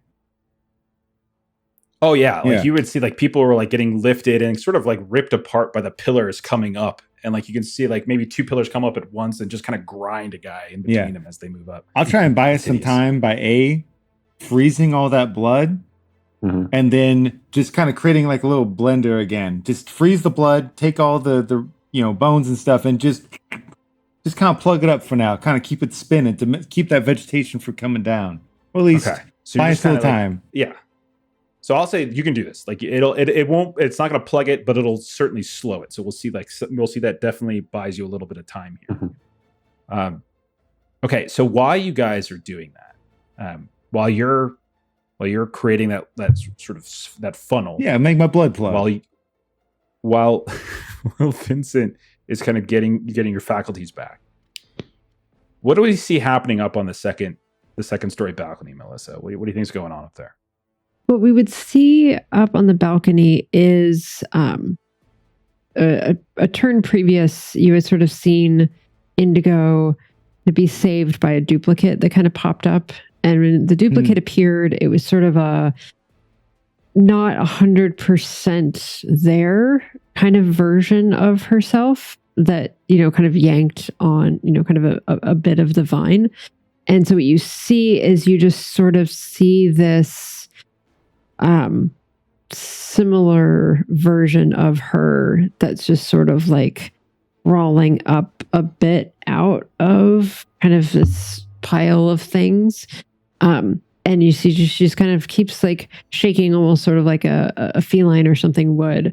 And she's not quite coming fully kind of into focus, but she's just kind of there enough. And because she missed something, she sort of looks down to where Vincent and just says, you're okay, right?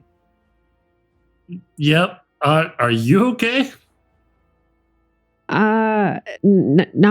No, but I'll be here. So I'm still around for now. We gotta do something about me, but here. Yeah. Is that staff still? Like, is it just laying there on the ground somewhere, or did it get tossed up? Yeah. Okay. It's in the debris somewhere. Yeah, for sure. He dropped it as you were thrusting him up. Well, actually, I think he got torn to shreds by the cheetah first. So it's probably, and then his body got thrown up by the vortex that was just created, and so then below it, like now, you can see like there's like a cheetah. The cheetah is probably still there, maybe a little while, just kind of chewing on a little bit. But then as you come up to it, the cheetah fades. Okay. I love that guy. I want to take the staff.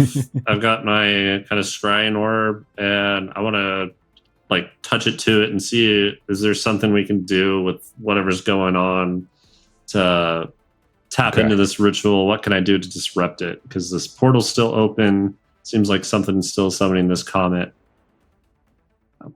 As you tap into it, you realize like that consciousness that you have been feeling throughout this entire process, it's still there. It wasn't this coven of these green seers or whatever it is, right? But there's something else, whatever it is they were summoning, something that is now, you realize, even larger and more present.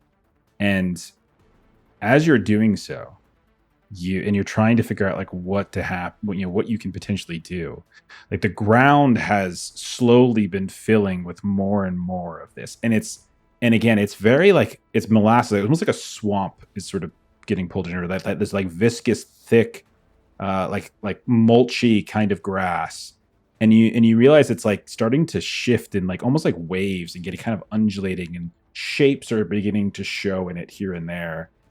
And you get this vision in your head, and you realize it's like, it's from above, and you're looking down at the atrium, and you see like this face in that circular area where the atrium is, and all of that mulchy grass.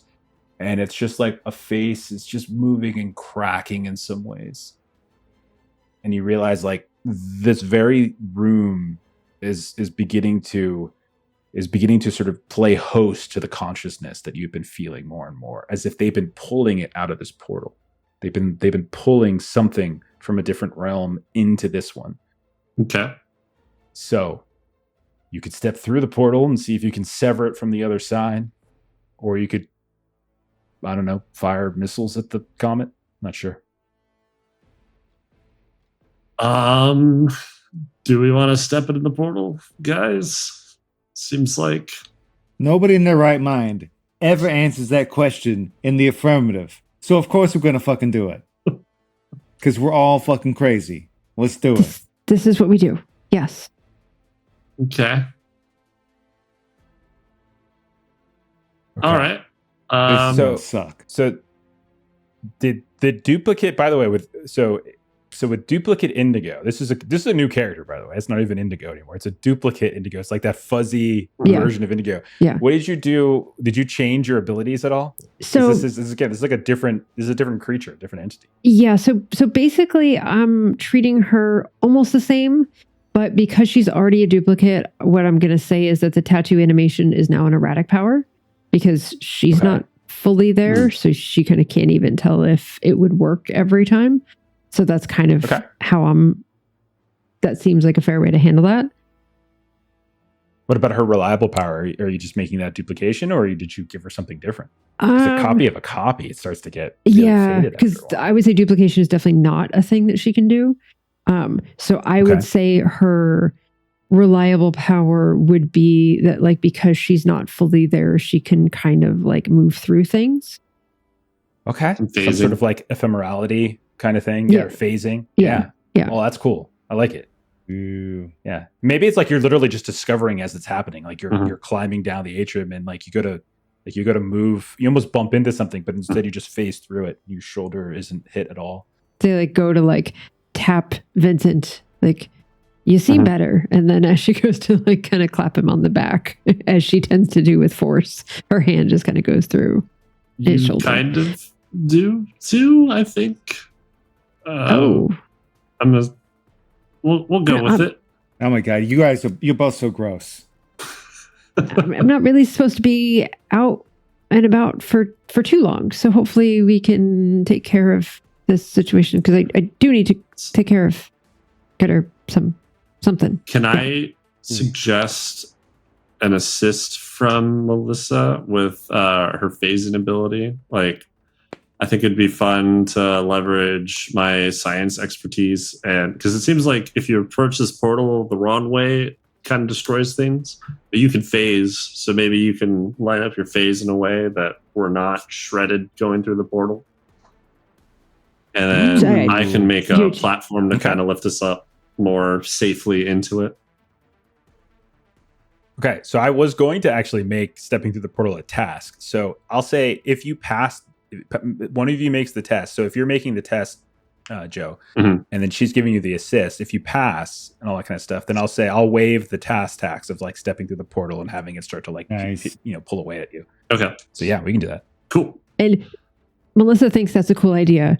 Indigo is going to say, sure, you see me for like 30 seconds and then I go back and now you're like, hey, guinea pig. Hey, you Yeah, go do well, the thing.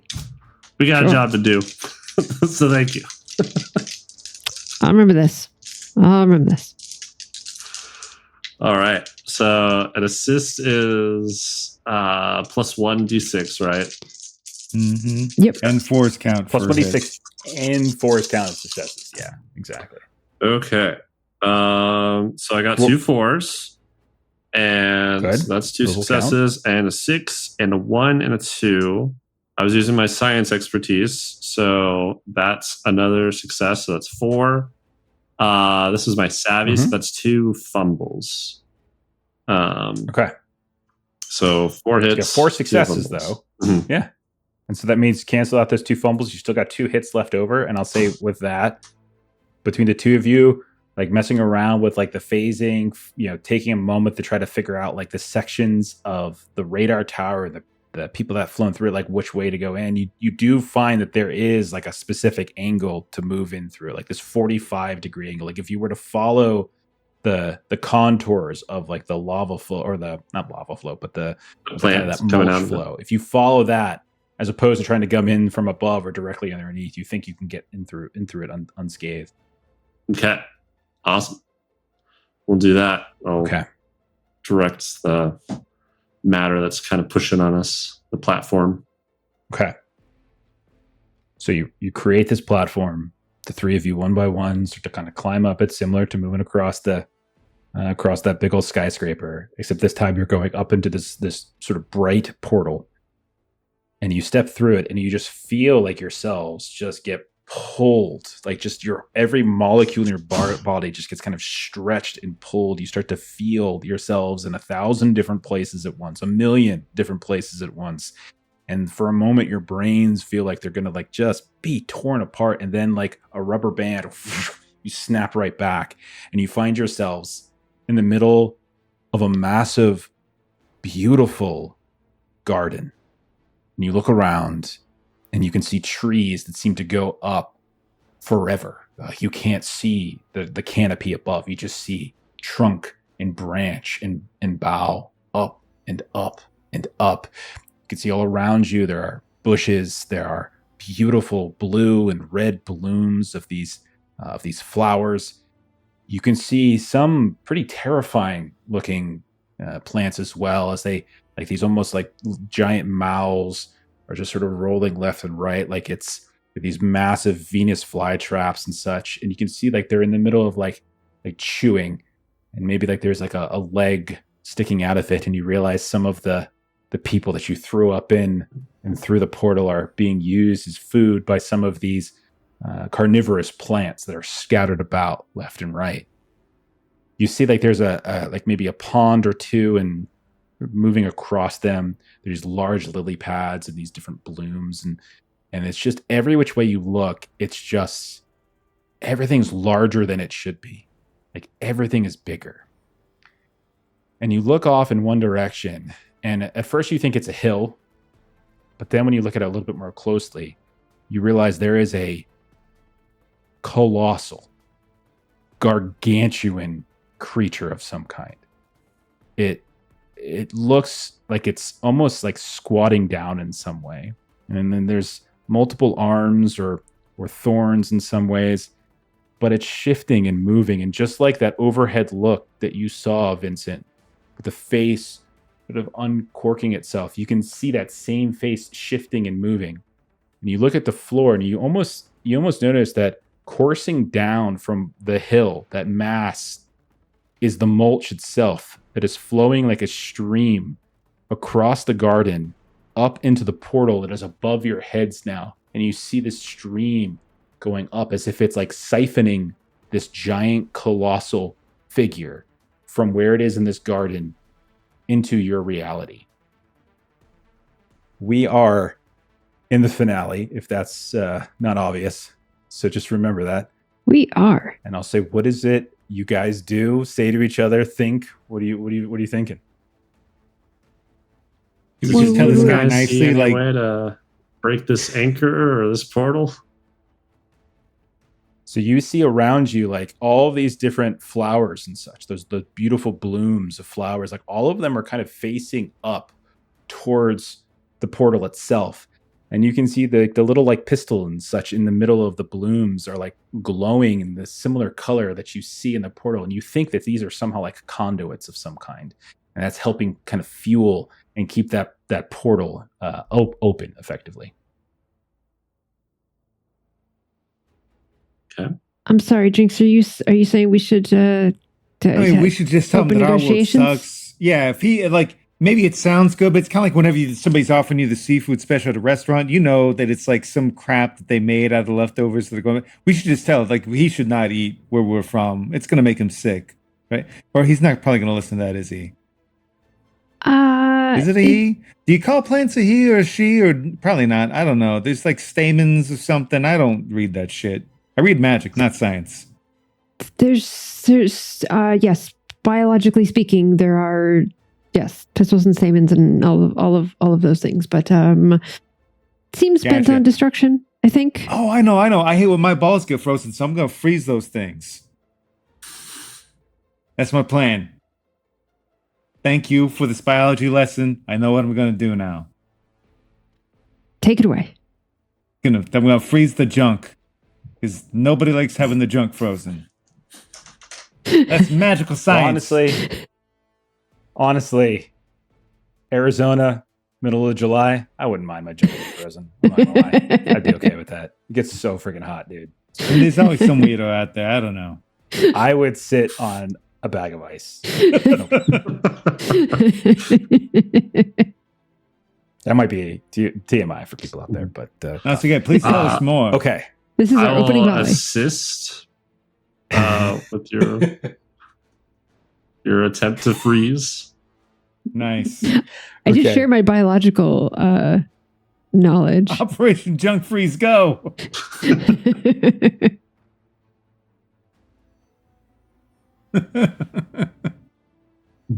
I love it. Try to get some intense music here. All right. So who's going first? You taking the lead, Jinx? I'll try. Things don't immediately seem to attack you as you come through. Like there's not like this like immediate clomp on you, but you definitely see like some of those large carnivorous plants are slowly kind of like waddling across this mulchy like ground. And there's definitely tons of these blue and yellow massive flowers, and like there's like a hum and a buzz and a light blinking to them. So there's a lot of weirdness going on. And then obviously the hill, this colossal creature in front of you. So describe what it is you're doing, Jinx. Yeah. So what sort of are you like, since my thing's cold, are you like using your stuff to create more moisture to like facilitate that, Yeah. do you think? Or I was thinking that. yeah. Yeah. Because I'd love for them to just burst from the inside out. Like as if, I understand plants don't have balls per se, but I'm going to consider these things like plant balls and freeze the liquid on the inside and just burst it out. Mhm. As if there was this hypothetical man Okay. named Jeff and you're just going to, no. So you start trying to freeze some of these Yeah. flowers, right? Is Yeah, burst the balls that's with cold. Okay. The Okay, plant so you balls. quickly scramble around as you see some of these waddling carnivorous plants coming towards you. You quickly try to like get whatever it is that's keeping this portal open, getting those things as dealt with as possible. All right, go right ahead. Okay. Give us that So roll. And 2 hits obviously is required for this. fair enough. So I'm trying to be savvy about it, maybe trying to use my my demonology here, my eye to help me with it. Okay. Because we talked about science. Man, I'm so glad that you assisted. Because 3 of these are 4s. Okay. Whenever nice. Joe That's assists, When 4s you are assist, guaranteed. it's amazing. Yeah. I have 3 Yeah. 4s, a 3, and a 5. Okay, that's Oh, I used my item. That's 4 I successes. used my right? item. I And could you turn use your that item. 3 into a 4. Hey. 5 successes right there. Right? Yeah, I'm busting Five plant successes, balls. Yeah, Okay. All right. So we want to. Are you going to throw all of this? all of I it. assume You at just the- see all That's this. Every cat I've ever known has Three fucked more. up every plant. That's 4. Okay. So what does it look like as like? I'll say you got 5 successes. Let's say you freeze 5 of these large. There's more of them, but you get 5 of them. Like, just what does it look like as you do this? Describe it. It is kind of like so whenever he uses his cold manipulation, it's kind of more of like the chill of the grave sort of thing. And it's just kind of like, it's more that he's drawing warmth away from things more than that he's projecting cold. So you just see it gets hotter where we are. You start to almost feel sweaty because he's just pulling all the heat out of the plants to the point that the moisture that you're creating just grows from the inside and then just bursts out. And then he just cackles maniacally as you just see them all like, Okay.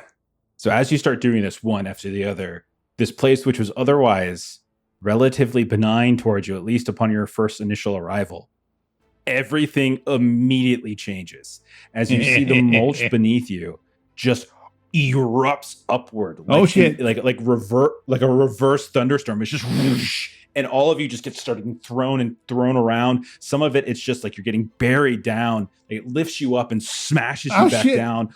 One of you gets like it wraps around your ankle and just kind of starts weaving you this way and that, like you're on some kind of catapult.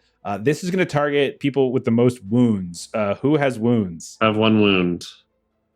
So this is gonna. So I'm gonna say, because maybe of your phasing, Yeah. it can't grab you specifically, Mhm. but the 2 of you immediately are attacked by this. Oh. This is a dominate attack. So in Heckboy, there's a new class of danger. So in the base game of We're in Danger, you've got brutes, which just kill you. You got that's what they're at. They're just beating you down. There's no subtlety. You got swarms with surround you, harass you, like zombies or locusts or whatever. You got the environmental danger, like when we played our Virgil Summit, the volcano was basically Mhm. attacking everybody. Mhm. And then you got like the insidious danger, which is like ghost or possession or something like that. This one is a Titan. So in Heckboy, you face off against Titans. Titans have a Dominate ability. Now, the tricky thing with the Dominate ability is you have to make a choice. You can choose to defend with your power, or you can choose to defend without your power.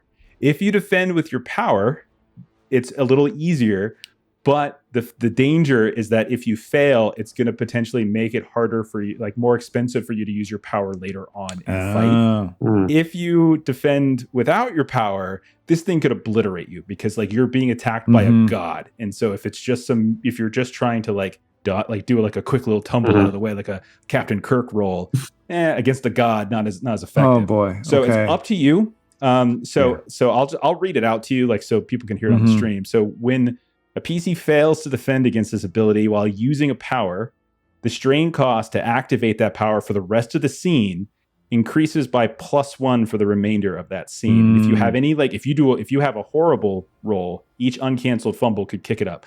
It maxes at 3 though, so you're never going to have like worse than 3 for when it comes to your strain cost.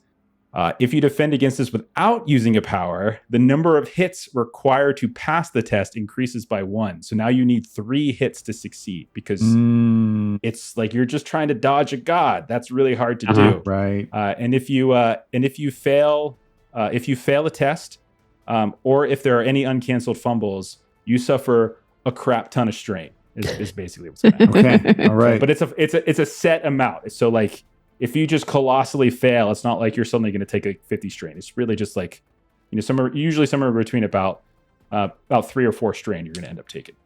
Okay. So let's do this one at a time. I'm going to go to Jeremy.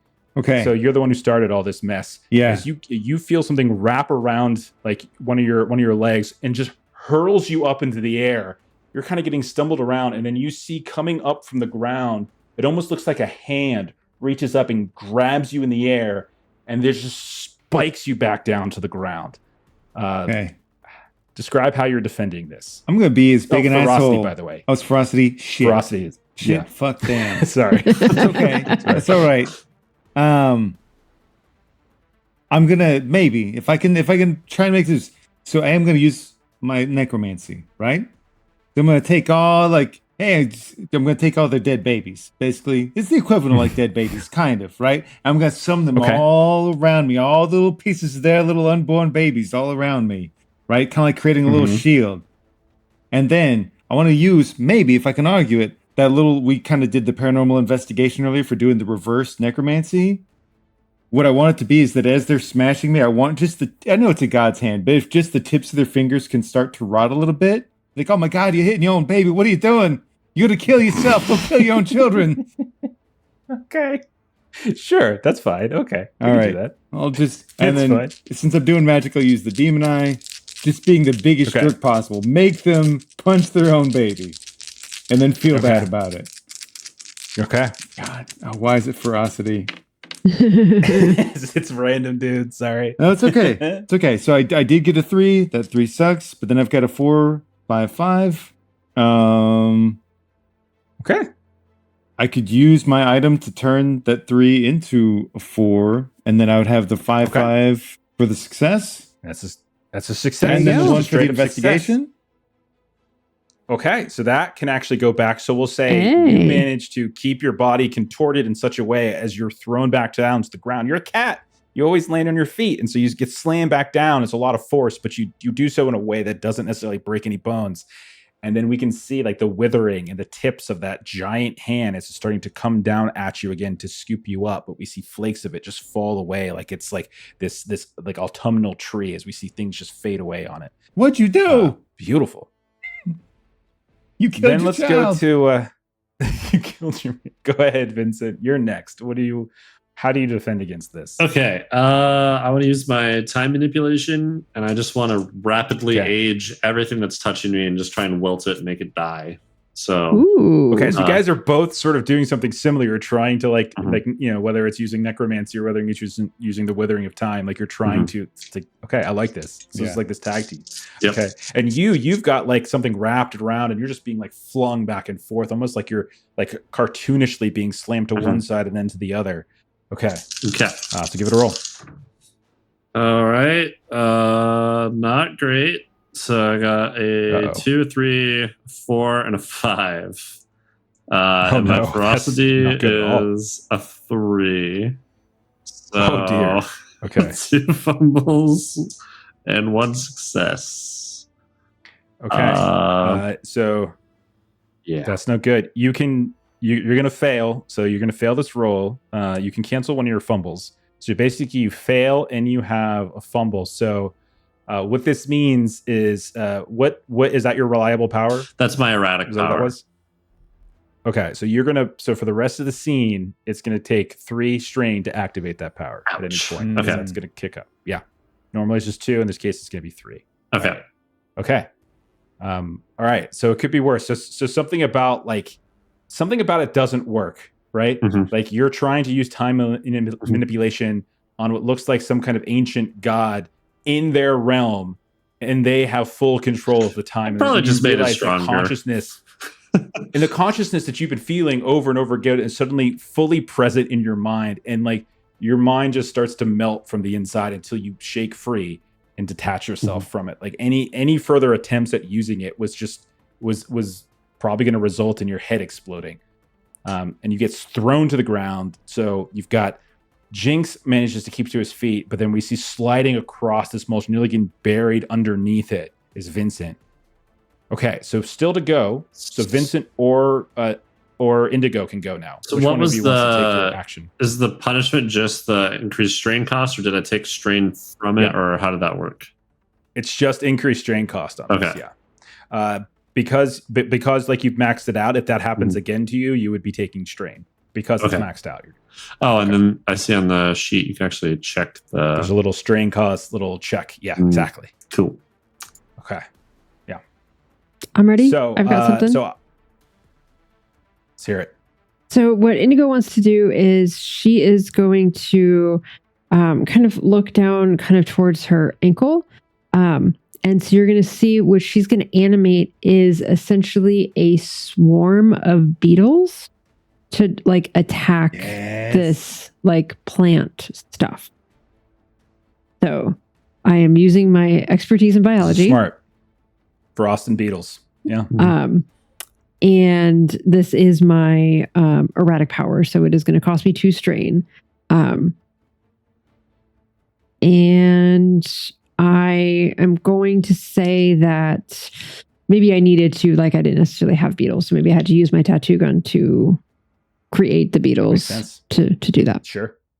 It's like, and I was like, is everything just fuzzy? Like when you go to tattoo yourself, is it still kind of fuzzy? Is it when the beetles like manifest, even they're kind of fuzzy? Like everything's just a little bit out of focus. Everything is just a little out of focus. But you know what's not out of focus? So we got a raid. Welcome in, Rolling Nomads. Good to see you. The art style for your tattoos is just getting more and more Picasso-y and abstract. Yeah. It's not the best of roles. Okay. All right. That was my aberrance, I would say.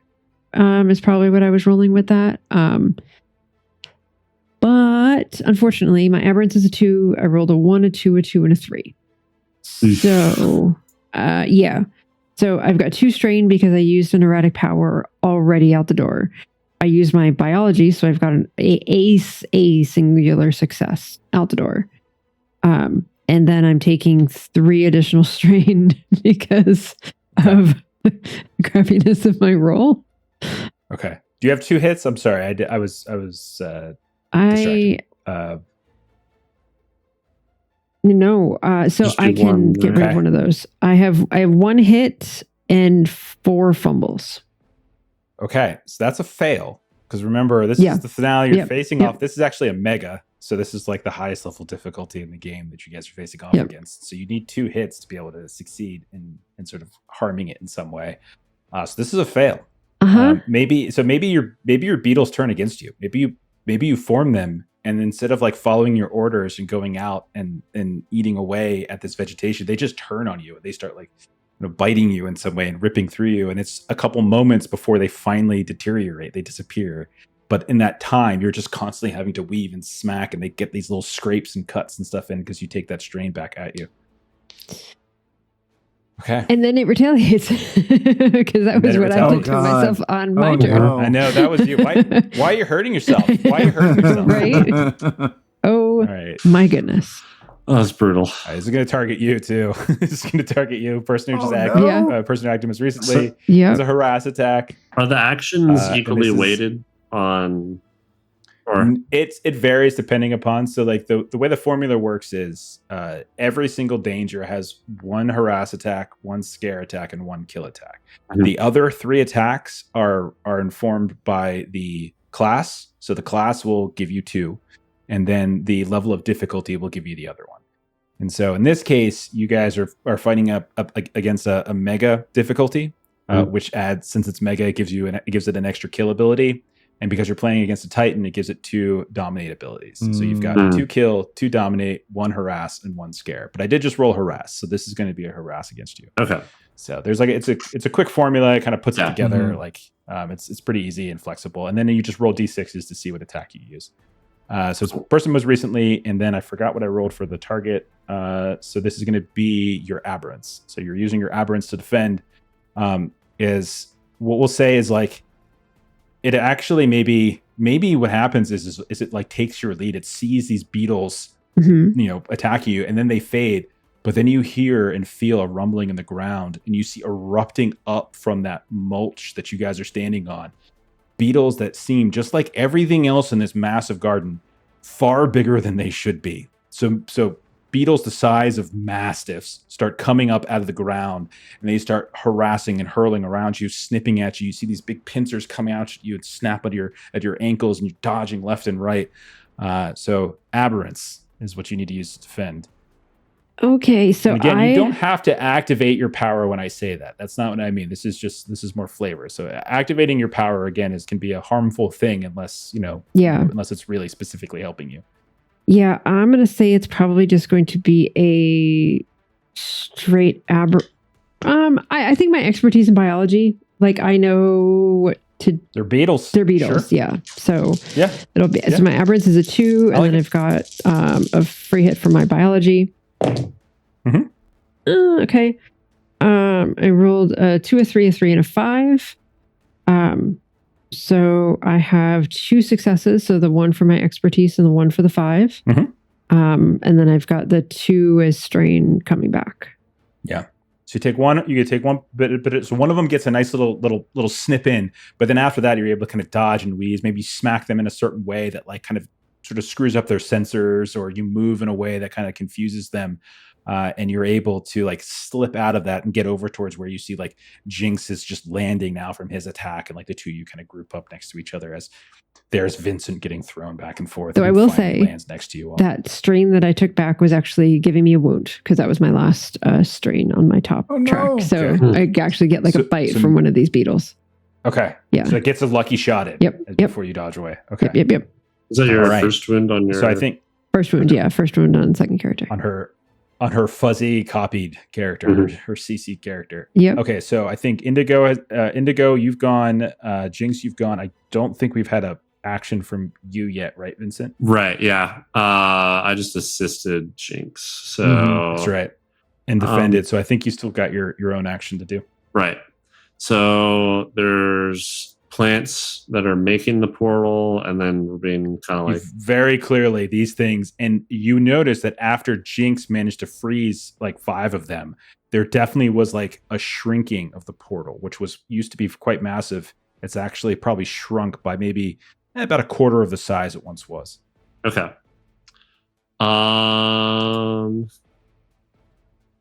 I'll just do some. I just want to try and like attack the base of these plants and like cut them up. I'll use my matter manipulation, just try and turn my body as sharp as possible. Run in and Okay. You're Edward Scissorhands now. yeah. Okay. Just like a human weed whacker. Yeah. I would like to return the assist. And Okay, like there you kind of, go. I've been doing some necrosis, so maybe where you cut, I'll make sure to just do a dab of necrosis, so it just kind of like just Makes it deepens worse. the wound Yeah. a little bit. Sweet. Okay. I like it. Okay. Getting my So take your 1 strain for the assist, and then you get your Forrest will count. You get an extra die. Mhm. All right. Great. All right. What are you rolling against? And then this is my aberrance. Okay. Because it's like my power, I it's think. like you see the physical form of you is changing, so it makes perfect sense. Yeah. Aberrance is, again, so for those of you who just came in, there's three different attributes that they do for testing. Ferocity is like their physicality and their aggression. Savvy is like their wits, their thinking, their intelligence. And then there's this other one called Aberrance, because this is a game that's very much built in the like X-Men, Hellboy, Doom Patrol kind of vibe, where everyone's got some kind of weird monstrous or mutant ability. And Aberrance, depending on where they kind of put that attribute, it either means that like they're very, very, very different than humans. Like they're Beast from X-Men. They're a big furry blue, like, simian guy. Or if it's like a different, it could be, well, okay, maybe they're more like Jean Grey, and like unless she's using her power, she kind of looks normal, right? So like it sort of depends on that. In this case, you're using your aberrance to defend, so you're manipulating your appendages. All right, what do you got? I got a 2, a 3, a 5, a 6, and a 6. So okay, 3 successes there, and then did you use your items or anything? I did not. I didn't really leverage science. Okay. I couldn't think of a way to justify 3 science. Successes is still good. 3 successes, or 3 hits, I should say, can 2 of them can succeed, and then you can either use the third one to further advance the threshold and like maybe cut a couple more of these up, or you can do it to protect yourself if you to bank it against the strain for the power. I think I'll throw it at the threshold though. Okay. So I'll take that one. And so I'll say maybe that means you guys have like kind of like churned up through half of these like plants that are clearly being used to funnel the portal. As now the portal is half the size it was when you first came in. You can definitely tell it's having an effect. And not only that, but you can tell that giant colossal creature is stirring even further and is beginning to kind of rise and get up in a way. You realize it's not bipedal. It's more like this, almost like kind of crustaceous like form. As you see it's moving towards you, its arms, this large pincer comes out, and you can see growing from it are all these different stalks, as whatever it is you're doing has drawn its attention. Life turns into crab eventually, so it makes sense it's a crab. Okay. All right, it's going to be a dominate ability again.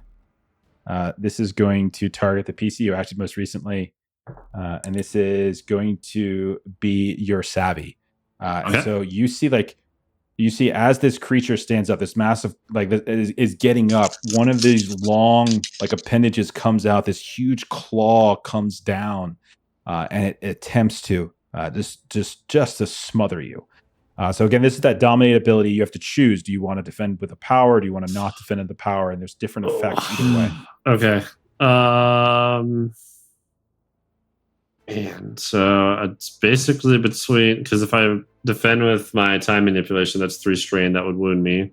So exactly, I'll probably do my matter manipulation at the risk of it being worse. Okay, go for it. You got this. A 6, 6, 5, 2. Hey, phenomenal. Accurate. Okay, what was your so what's your savvy at? My savvy is a 2, so that is that hurts. But 2 successes. Well, you can cancel out. You've got 3. Yeah. You've got 3 hits. Yeah, you've got 3 hits, so you can cancel one of them out, and then you dodge. Describe what it looks like as you tap into your power to dodge out of the way of this massive claw coming at you. I think matter manipulation, I can kind of change the shape of my body, and I just kind of melt my flesh through itself and kind of move the center mass over, and the claw just hits right next to me. So, and just like scrapes to the ground, and you see this gulch erupt, right? Like this massive canyon, and you see all the different monsters flying off. That could have been you, but you managed to quickly dodge out of the way. New round. You guys have done fairly decently. The portal is about halfway the size of it was when you first entered. You got like halfway, so effectively you got halfway through the threshold right on the first round. Okay. Who wants to go next? We haven't heard. Jinx, do you want to go? We haven't heard from you in a bit. Do you have an idea on what you want to do? Yeah. Okay. Great. Okay. So we got little chunks of the busted plant balls. We got some of the folks that Vince's been chopping. I figured I'd just use all that dead material, kind of get it spinning around. It had its arm kind of go down, and maybe it's got that brief second that the claw is buried a little too deep in the ground. It's got that moment, the delay pull back. He's just going to summon all that dead material and have it just start shoving itself in like shrapnel into the extended claw, and then try and leverage his expertise from earlier of doing the investigation on how to reverse the life-giving spell. Yeah. I think it's fair. Use his demon eye. Put the time in it. I want to assist with this too, since I'm kind of the one distracting. It just did the attack at me, so sure. Yeah. Take your point of strain for that. Yep. Okay. That gives Jinx an extra die and gives the 4s now count. Okay. I love it. You are such good fucking luck when it comes to assisting. Do it again. Okay. I've got 2 4s, I've got a 3, and I've got 2 6s. I'm going to turn that 3 phenomenal. into a 4. Fork? Because your eye? Yeah. That's 5, 6. That's Oh my 6 gosh. successes. Because you were using your investigation. That's 6 successes. So I'll buy back 2 crap. to keep from giving myself a wound because now my necromancy costs more. Mm-hmm. So it's only going to end up being 4 because I'm selfish and I don't want to get wounded. Fair? Yeah. That's fair. But still, that's But 4. even still- 4's not bad. 4 is awesome. Okay. So are you and so you can see now, like you have obliterated 3/4 of these sort of portal bulbs, right? These blooms. And now this portal is tinier and tinier. Like it's still, sucking up this mulch. You can still see it's like moving this massive garden. It's transporting it, but it's becoming slower now. And you can even tell this creature that you have awoken has kind of panicked even further. And everything erupting up from below is starting to get panicked and faster and slashing down. You're like dodging left and right. And it's always like a half a second too slow. It tries to catch you each time you go to one of the bulbs. And then it hits down. And all we see is like the obliterated bulb that you managed to kind of cut through. Okay. Can retaliate. It's going to kill me. And I'll deserve it. Okay. It's a kill attack. Oh, God. Oh. And it's on the PC who acted, and it is on the PC who acted most recently. Okay. Go down a hero. It's going to be your ferocity. Oh, God. That's not your best. Oh, God. Shit. I do want to point out, Yeah. you can assist on defense. Like you can assist I'll on help. defense rolls if you wanted to I'll try. help. That does mean he gets an extra die, which could be a good thing or a bad thing. It really is sort of, Yeah. Are you a glass half full or a glass half empty? Yeah, because is Indigo your will try to ferocity help 3? in the defense. Is your My ferocity is 3. So Oh. in some ways, it's kind of... Yeah. Yeah. It's statistically It's statistically is better, but Yeah. it will hurt more. It is. Potentially. Yeah. It has the potential to hurt you, no doubt. And I want to say, like, that is the intention of the rule. This is Yeah. like I Yeah. like the fact that sometimes assisting can backfire. I do like that. So if you don't, sorry. Okay. So we see you dodging around, and you're like, you keep moving and moving, and then finally, as you go to this next bulb to try to do the same thing you've been doing before, you see erupting out of the ground are these sharp shards, these what looks like roots, and each one of them has these barbs, and they start slashing down at you, like cutting off your escape. And then as you turn to go back, you can see that claw coming down as you're being pincered here. But I gotta stop buddy. taunting people with their dead babies. It never goes well. your buddy, though, Vincent, shit. is trying to give you a hand. No. Oh, God. 1, 1, 1, 2, 3. And my ferocity is a 3. Oh, no. Oh my gosh. His my gosh. last words are, I see, gotta when stop Joe taunting helps. people with the dead babies. When Joe helps, things So you go well. stand there. When I help, not Oh, so goodness. much. Oh God! So these things come up. You see your escape route. You go to turn around, and the last thing you see is this claw coming down. And your last words are what again? I gotta stop It's taunting the people club. with their dead babies. And then suddenly you are completely snipped by a far too large gargantuan pincer, and Jinx is just obliterated in front of your eyes. Oh gosh. Okay. That's how he wanted to go. He died This doing does what he mean loved. that the two of you can tap into like the Avenge of the Fallen, which means that each of you now gets like a free assist once throughout the rest of the scene, as long as you describe like a flashback or some memory of Jinx that gets you like motivated to do something. And we actually have 2 Oh, available God. to us because Indigo 1 died. Yeah. No, they have to die during the finale. Oh, okay. Yeah, they have to die during the finale. Oh, okay. There be more. Yeah. Okay. Who is next? So the two of you just saw Jigs just get destroyed. You do know that you guys have made a lot of progress here. Yeah. And the portal does look smaller. Mhm. Indigo had just jumped over to try to like push him out of the way and accidentally pushed him into the claw. I love it because you insisted. Yeah. Pushed him too far. Oh, that's so great. She was real bad Oh, goodness. about that. Okay. So, Mantis, look out. so I would say she's immediately trying to avenge. So what I'm gonna say that she is gonna try to do, so pulling on her expertise of biology, she wants to she is gonna go for the hard thing. She's gonna go for tattoo animation, which is her erratic power on this version of her. Mhm. What she wants to do is she wants to make this like boiling salt water to like disperse through everything, because that's like another way to try to like kill plants. Mhm. So she's Have gonna you been Googling that, by the way? for sure over here. Okay. Just Other wondering. monitor. I will assist. Kipster's in the chat. Have you been going this? So I'm using the assist from our fallen links. Oh, okay. So Sure. so this is going to Okay. use tattoo gun, expertise in biology, and then erratic power. Okay. All right, give it a roll. Okay. And this I'm saying it's aberrance Are you- because I think that makes Yeah, sense, I was which gonna ask. is a 2, and I rolled think 2 that's- 2s. But I Okay, also oh God. rolled Jesus. 2 4s and a 5. So I used my item, so I'm going to get rid of one of those 2s.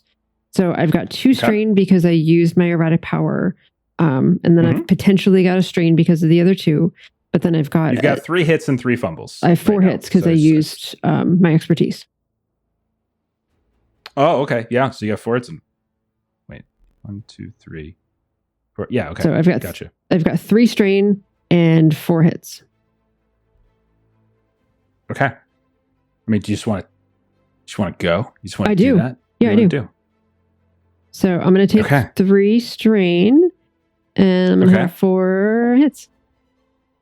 All right. Describe to me what it is about Jinx that like gets you fired up for this moment. Like, what is it? Is it just the guilt or of just killing him, or is it something else? I would say like she's thinking about how Jinx was doing sort of like the cold and all of these other things to kind of like attack it. And so that kind of gets her thinking in this sort of like elemental kind of way. So he went kind of cold water, frost, ice. And so she's going like boiling salt water kind of in that other direction. So kind of like inspired Okay. by him in that way.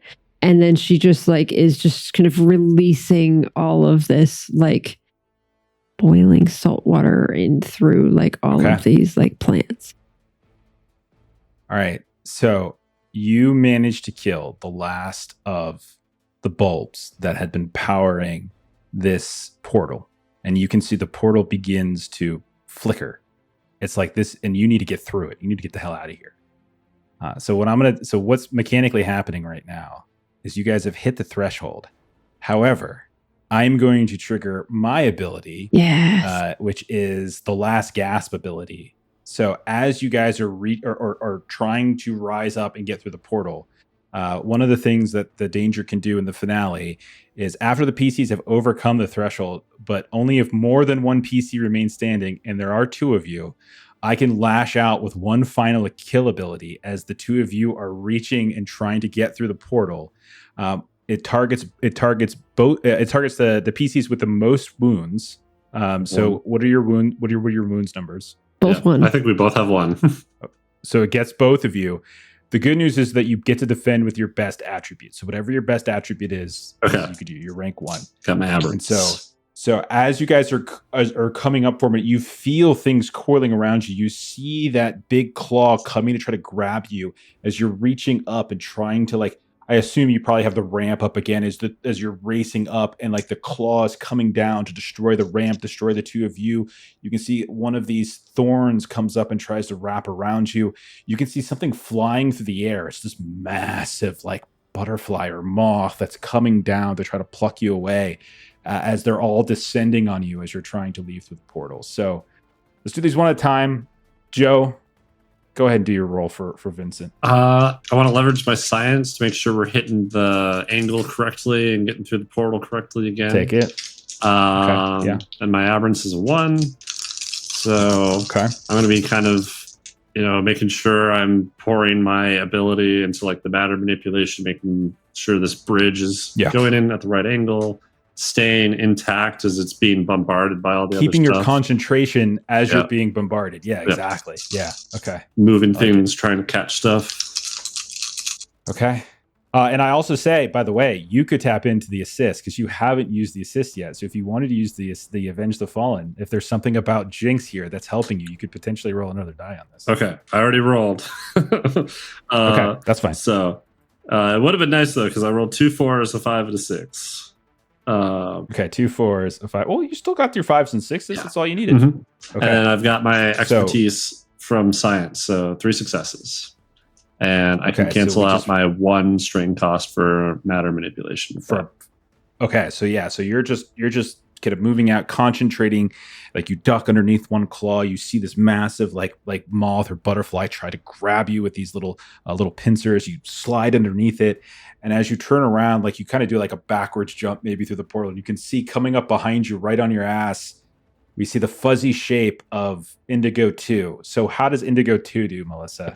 So Indigo 2 is going full ferocity, but she remembers that Jinx isn't dead. We can do something with Jinx. So she like throws Jinx over her shoulders to try to bring Jinx back.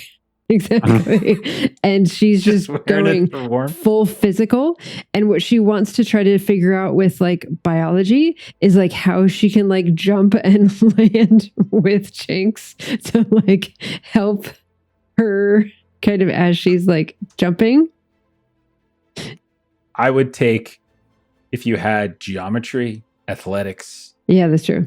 I don't know if I would take biology for that. Yeah. It's for us. Part of the cat is the squishiest and can break my fall the best. You've got an assist though, I think, from I used that last time. She used it on the Okay. Yeah, I used that on the last one. Okay. So what's the worst that can happen? It's your best at it. I can throw an assist then. I would say I don't think you can, because you've done yours, like you guys are both being attacked at the same time since you're being attacked by a same effect. That makes sense. Yeah. Straight ferocity. Okay. Just your pure strength. 1, 2, 4, 6. Twice. 1, 2, 4, and 6. Okay, that's 2 wounds, I think. Correct? Am I seeing that correctly? Frosty's 1. Okay, that's 1. Yeah, and then I got a 6. Do you have an item that you're using? Are you using an item? No. You need 2 hits to pass this. Remember? Oh yeah. Do you have an item that would apply? Oh. So you can get it with that 4. I think quickly. So I'm going to say I have a personal item with. You're the worst. You're such a cheater. Go ahead. Go ahead. Yeah. So my personal item is definitely going to be a buzzy. Got dead cat meat shield. Remember the dead cat. Like you go to the mall and you do the little photo thing and you get the little strip of like 4 like photos. Okay. So like there's like an AB4, one of those just said it's that like she has as her personal item. Okay. So the pictures of the team or something? Yeah. All right. I was going to say, it could have just been a garbage bag and you just throw the body in the garbage bag. Okay. All right. Okay. So I succeed. Take a strain back. The strain is a wound. No, you take a wound back. I had 2 successes so that I don't have to take the wound. Okay. But you still had one. You still had a 1 left, right? Right. Mhm. Which is a wound. This is a kill attack. Oh, okay. Well, either way, my next strain would have been Okay, a you're taking a wound. wound. So it's my second wound. Yeah. Okay, so as you're racing up, you turn, you see jumping through the portal first, leading the way, kind of making sure that the ramp is where it needs to be. You see Vincent leap through. You're racing. You've got the body of Jinx, like as he's bleeding all down your back, and you're just racing, and you slide at the last second, and the two of you go through it. And again, that mind thing happens. You just feel yourself pulled apart in 1,000 different directions, and it snaps back. And you find yourselves in the atrium once more. You look around, you can see all of the different vines and the growth and the vegetation is withering. It's almost like one of those necrotic spells that Jinx had been casting, and it's happening quickly and quickly. Everything's shriveling and shriveling and shriveling until it becomes utterly husk-like and dead. As you have succeeded and defeated the first garden here, this ancient god, and gotten back. It's not obvious you didn't kill the god, but you closed the portal down, you got out, and you're back. Hey. All right. So Nice. montage scene as the credits roll. We see you guys coming out like heroes from the building. You kind of go up to your handler, Doug. Sipowicz comes up. You see definitely not April. April O'Neil comes up to you in her tarnished jumpsuit and says something to you, and all this kind of rolls. And then like the van, the AB van, the Anomaly Bureau van comes up and like loading up, just throwing into the back of the van. We see like the carcass of both like Jinx and the carcass of the original Indigo 1. It gets thrown in there, and we see like the AB scientists are looking at it, and they're like kind of talking, seeing what they could potentially do to maybe reanimate in some ways. Doors close, drives away. We see the crowd start to part. The van just drives away until we can no longer see it. And that is the end of our run of Heckboy here. We did it. Okay. Yay! We That did was it. So great. Awesome. Great job.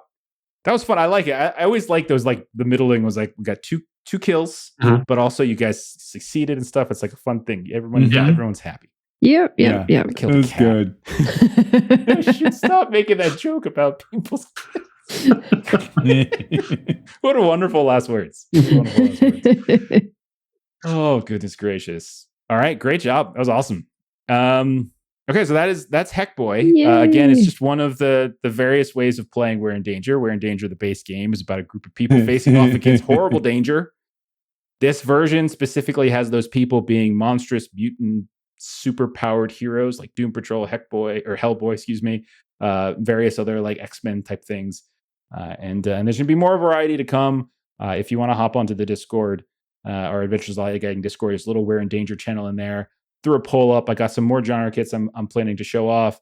And I'm kind of taking some suggestions from the people in that channel over what they like to see next. Right now, I think the Old Heart Corruptive one.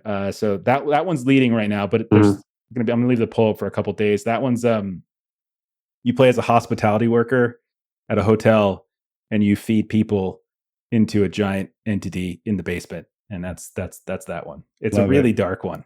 In case if anyone's ever worked in hospitality or in customer service, that one's for you. Okay, so we'll see how it goes.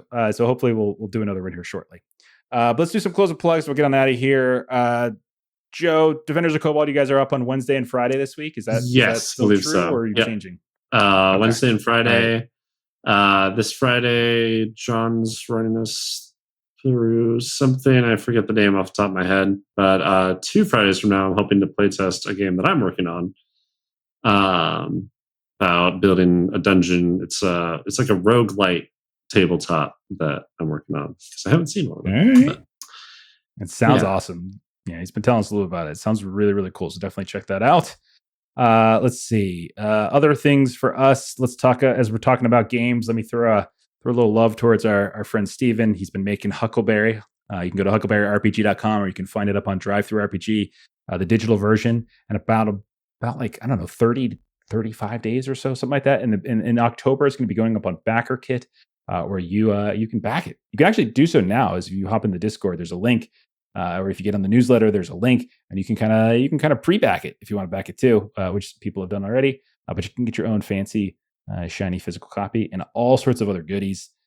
Stream-wise, next up, we've got tomorrow night, we've got Hardwired Island. We're playing through our Cyberpunk Millennial campaign. Kipser runs that for us. Thursday, we've got Legend in the Mist, our rustic fantasy, where we just talk to a witch and just impose on her and be like, hey, can we crash into your couch? And we did. Okay, I guess.